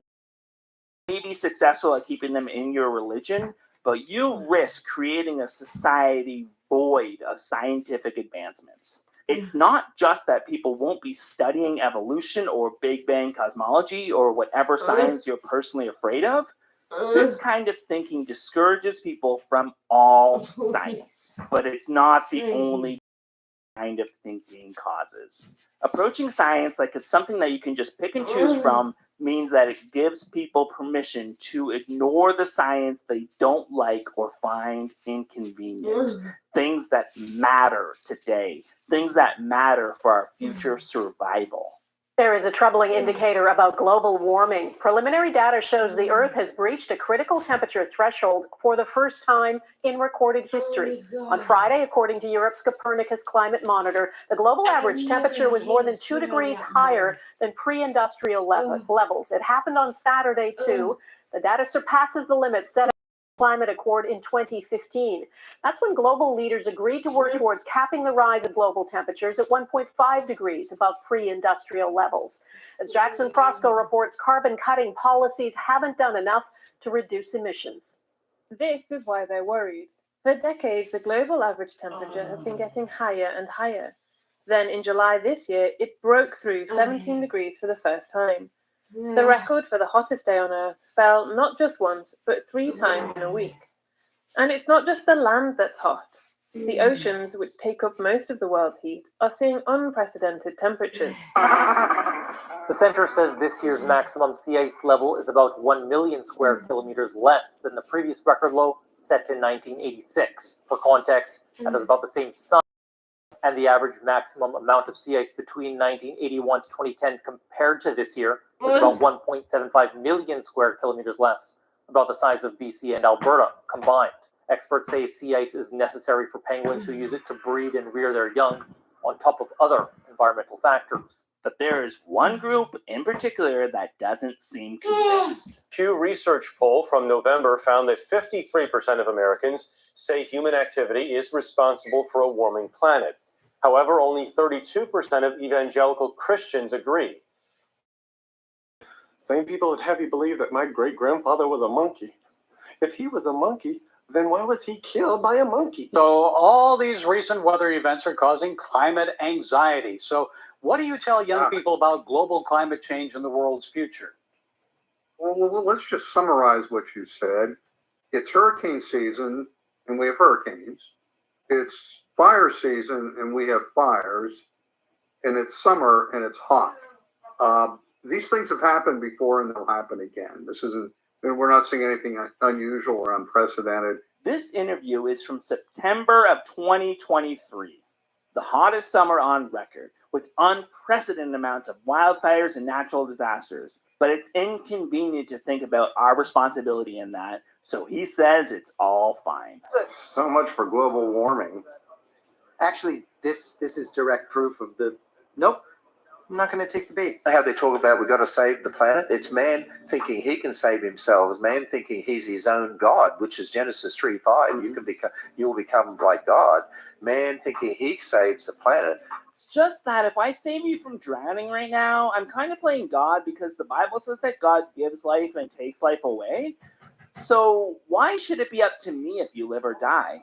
And by the way, man is not going to destroy the planet.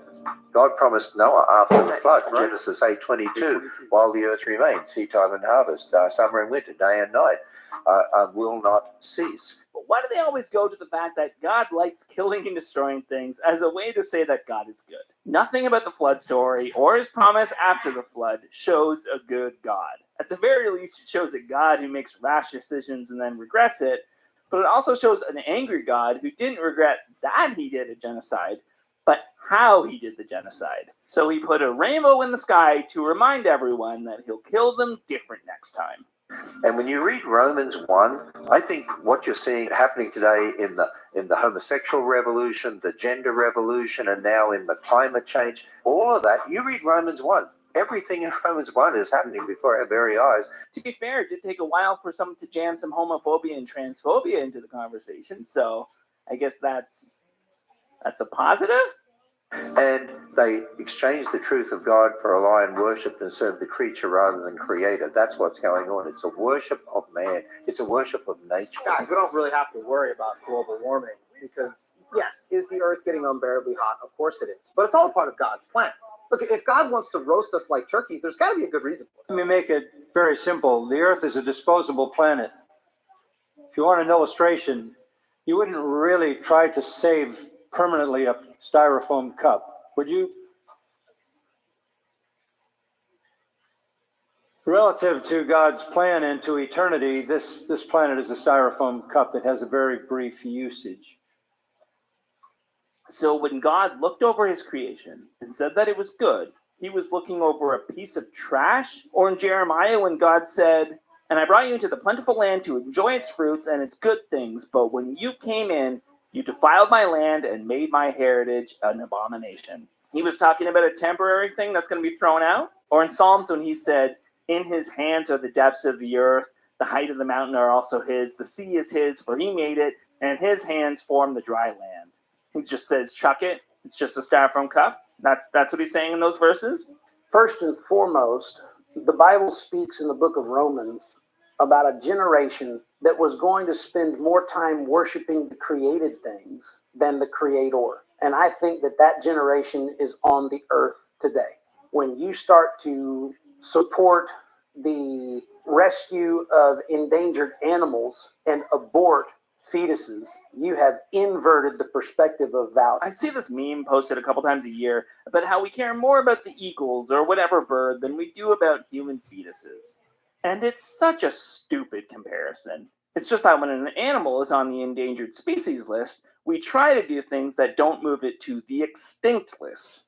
When we talk about climate change in the context of our modern day, where people are worried about glaciers melting and cities being underwater and hurricanes and all of these things that are being caused, what you're hearing is a brand new form of pagan religion that is making created things more important than the God who created them. So not wanting the planet to burn up and all the ice to melt and all the animals to die is a pagan religion? Well, the fancy words for it are materialism or idolatry, but the practical aspects is they're trying to convince us that creation is our salvation.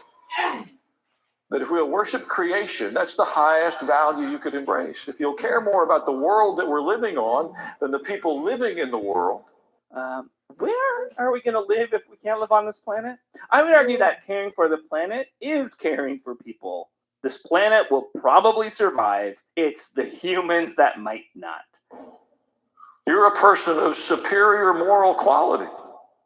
Don't look at the people who are hungry, and don't look at the people who are starving, and don't look at the governments that dramatically oppress their people and subject them to most horrendous behaviors. Don't look at that.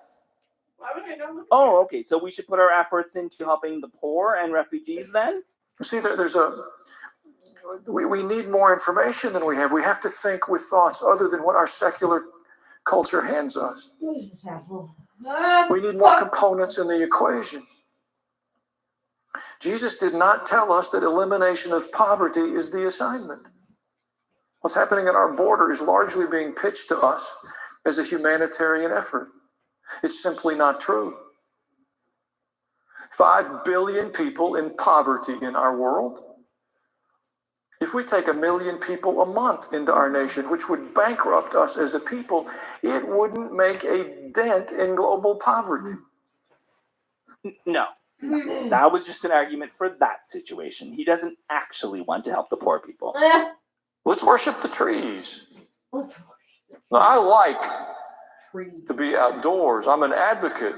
We're given a stewardship assignment over this planet, but we're told not to worship it. You know, the fancy word for that these days is climate science. When we really want to get our attention, we call something science. See, right there. There is such a disdain for even the word science in this evangelical world. While the world is plunging towards destruction and human character is deteriorating and violence is exploding and we have hundreds of global conflicts and millions of children lives being terminated and all sorts of atrocities and horrors and genocides being perpetrated, they want us to change our light bulbs. Sorry to ask this, but is he like a dumb person? Does he think you can't be against genocide if you change your light bulbs like it's one or the other? Doesn't changing your light bulbs save him money on his electric bill? I was going to say hydro bill. I have hydro bill in the script, and then I realized that most of my American viewers and pretty much anyone who's not from Ontario will think I'm talking about a water bill, but we call our electric bill our hydro bill because we use hydroelectricity, and our billing company is Hydro One or Toronto Hydro. So anyways, it's electric bill. Or to stop using a gas stove. Or to tell us that fossil fuels are the greatest expression of evil amongst us. It's not an abstract evil like jealousy or malice or greed. It's a physical thing that exists that is killing us. I guess it is kind of greed because it's about money and people don't want to switch fossil fuels because then there would be a new industry and then people in the fossil fuels industry would have to get new jobs.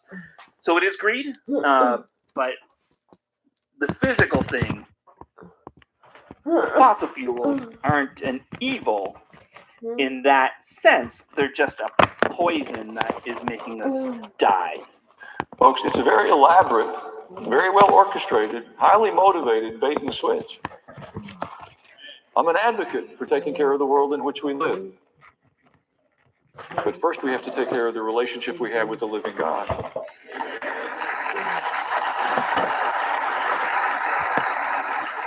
Again, you can do two things. You can work to find alternatives to fossil fuels, and you can have your relationship with your God. They're not mutually exclusive. In these last days has spoken to us in his Son. So the last days begin when, and the last days are the days between his first coming and his second coming.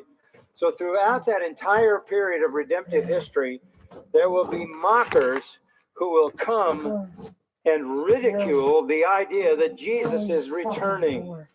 And if you haven't experienced that ridicule, it may be because you haven't told anybody that's what you believe. But if you find any of these supposed elite scientists who are caught up in climate nonsense, they would laugh you to scorn over the notion that Jesus was coming back and he was going to do what the Bible says he was going to do.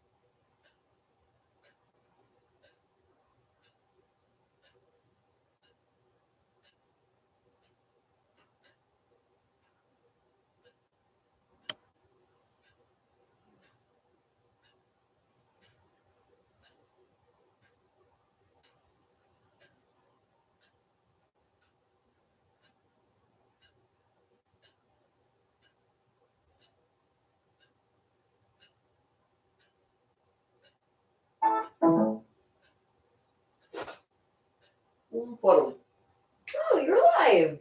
Yeah, How you doing? I'm doing. You So everything on all of those sites is gone. Removed? Gone. So yes, go see mom again. Go see mom. Hello. So I know a site 9 Anime. Yeah. They have an in-browser app. Oh, So it's not Google app, it's an APK app. It's an unowned app that you download, and that works pretty fucking well. Did it go out? Yeah, I tried. Okay. Yeah, I tried, and you showed me the bug. Well, okay. Not raining. Wet, but it's just not raining. Go pee? No? It did the same thing to me. You rubbed his face in your jacket. I am not hungry. Huh? I am not hungry. Oh. Hi, hungry. What do you say? Burger? Sure. It's not like we don't have any. What? It's not like we don't have any. Oh shit, wait.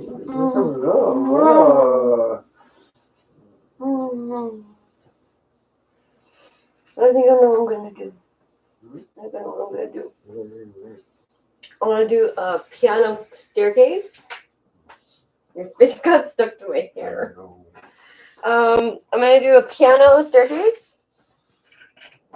Like do just like piano keys. And then I'm gonna do one wall green. And then, or no, I'm gonna do the wall purple. I'm probably gonna do the windows, the borders of the windows, green. Cool. And then I'm gonna do the big wall that's like goes all along the side. I'm gonna do that probably black. Where? The one wall of this on the left. Left. Wall. Okay. I think I'm gonna do a pop mural.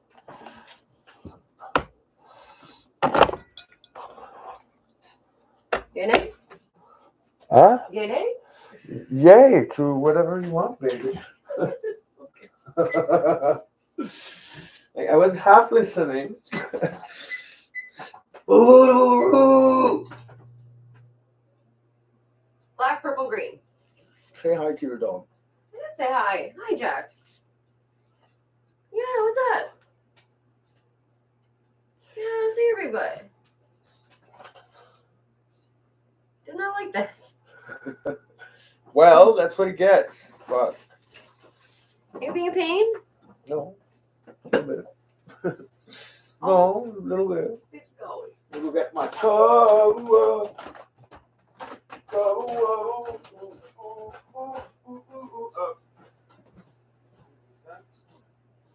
What? Oh, I wonder why it was cold in here. My window's open.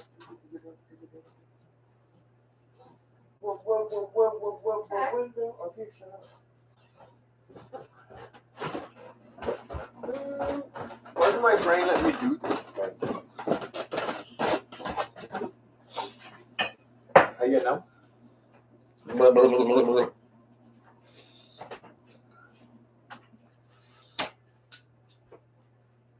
You fucking been like since I left. SAFT safety dance. You can dance if you want to. You can leave your friends behind. I'm like fucking like, and it was like a solid hour where I was like, you can dance if you want to. You can leave Yeah, your but it friends was the lyrics. if Can you don't don't dance. drop if you want. I give up. Can leave Biden behind. Okay, we need a pickup. President I was no president of mine. Well, I'm kidding.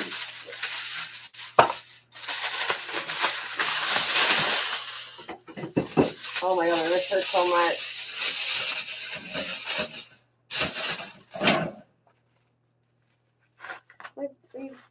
What happened? Got fucking high?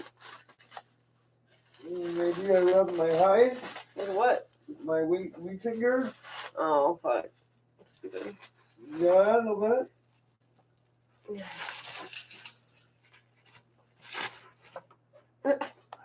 My head out. Thank you.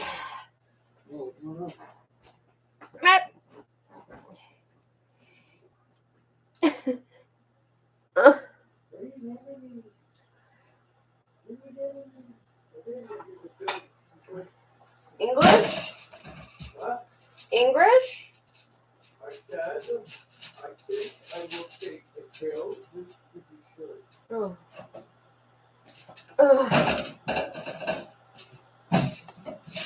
My eyes are super red. Yeah, I can see that.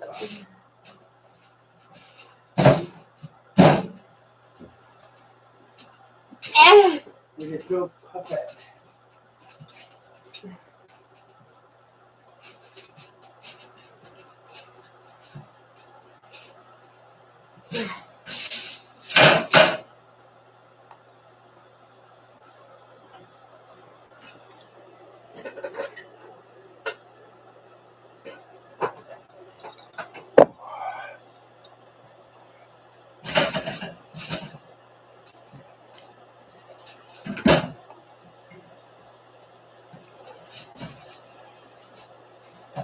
Want to separate them?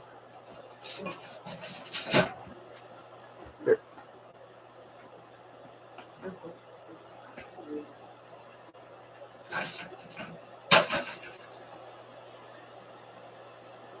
Jesus Yeah, I Christ. know.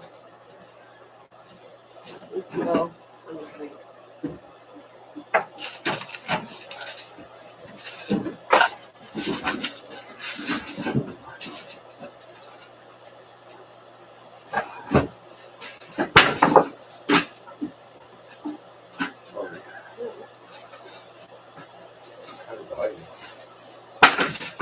thank you, baby.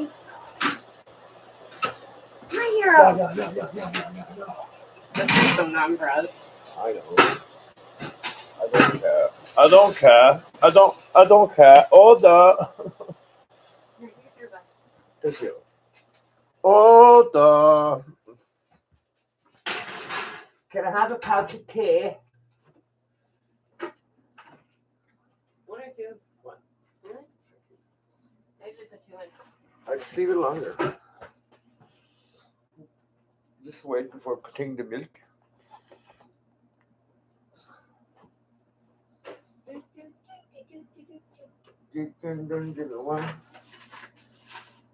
That and what does the fox say? That was the other one that I was like, what does the fox say?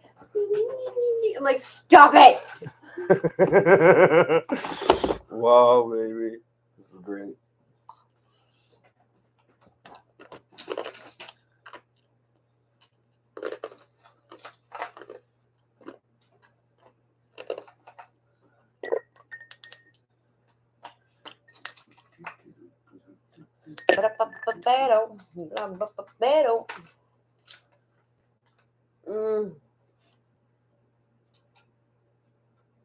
Yeah.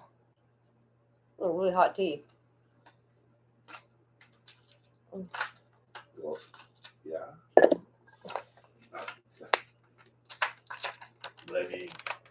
Let's see. You need to not have boiling water when you steep your tea. Oh. Because like with green tea, it makes it not good for it. Activate something with green.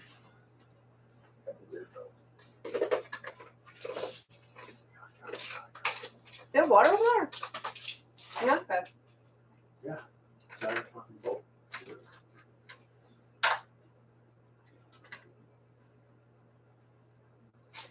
What are you staring at me for, you creep? Hate when he does that. Fucking hate when you do Stop looking at me, Glenn. That was the worst. That ruined all grade 8.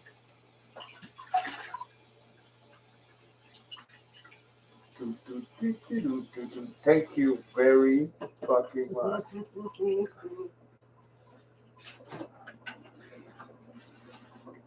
What did you say? What did you just say to me? There you go.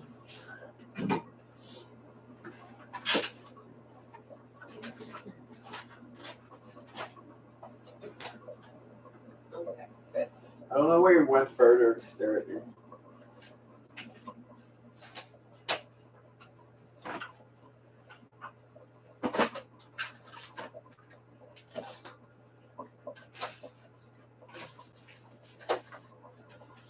Ah, shit. What? What? There's already 3 in the fridge. Really now. Oh, well, I'll eat the one in the fridge tomorrow. Okay. Are you concerned because I'm behind you, Jack?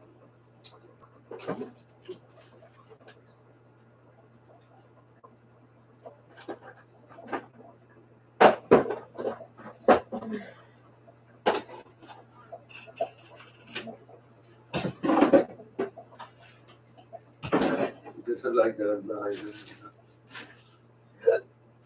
Yeah, because I didn't trust you. Right?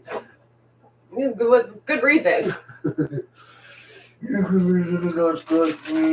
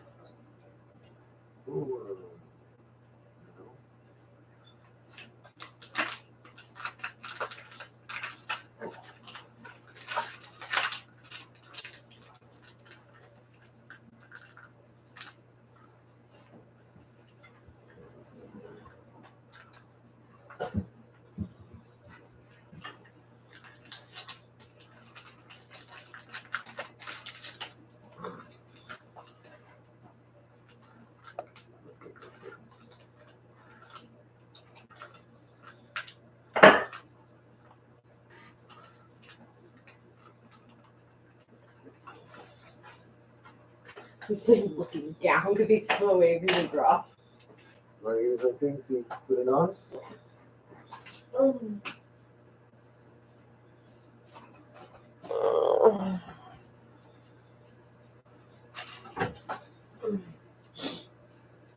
You're sitting on a chair staring at me. I fucking like it. Creep. Oh.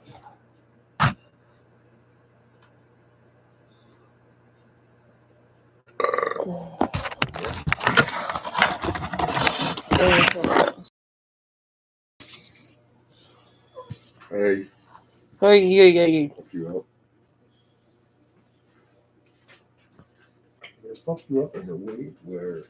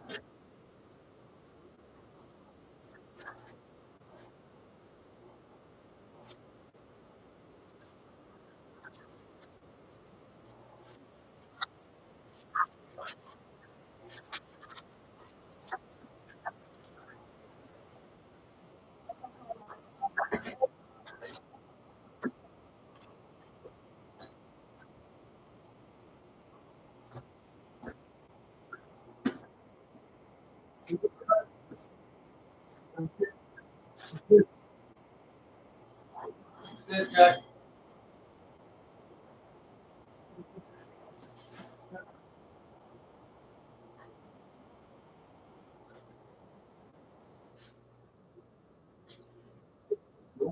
Nope. Go.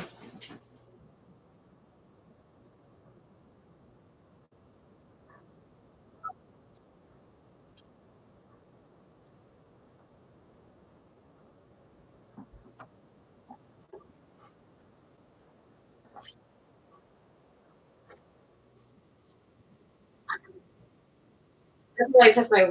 Probably know when my use said. There's a hole. I think that's one. The best one is the biggest where he is.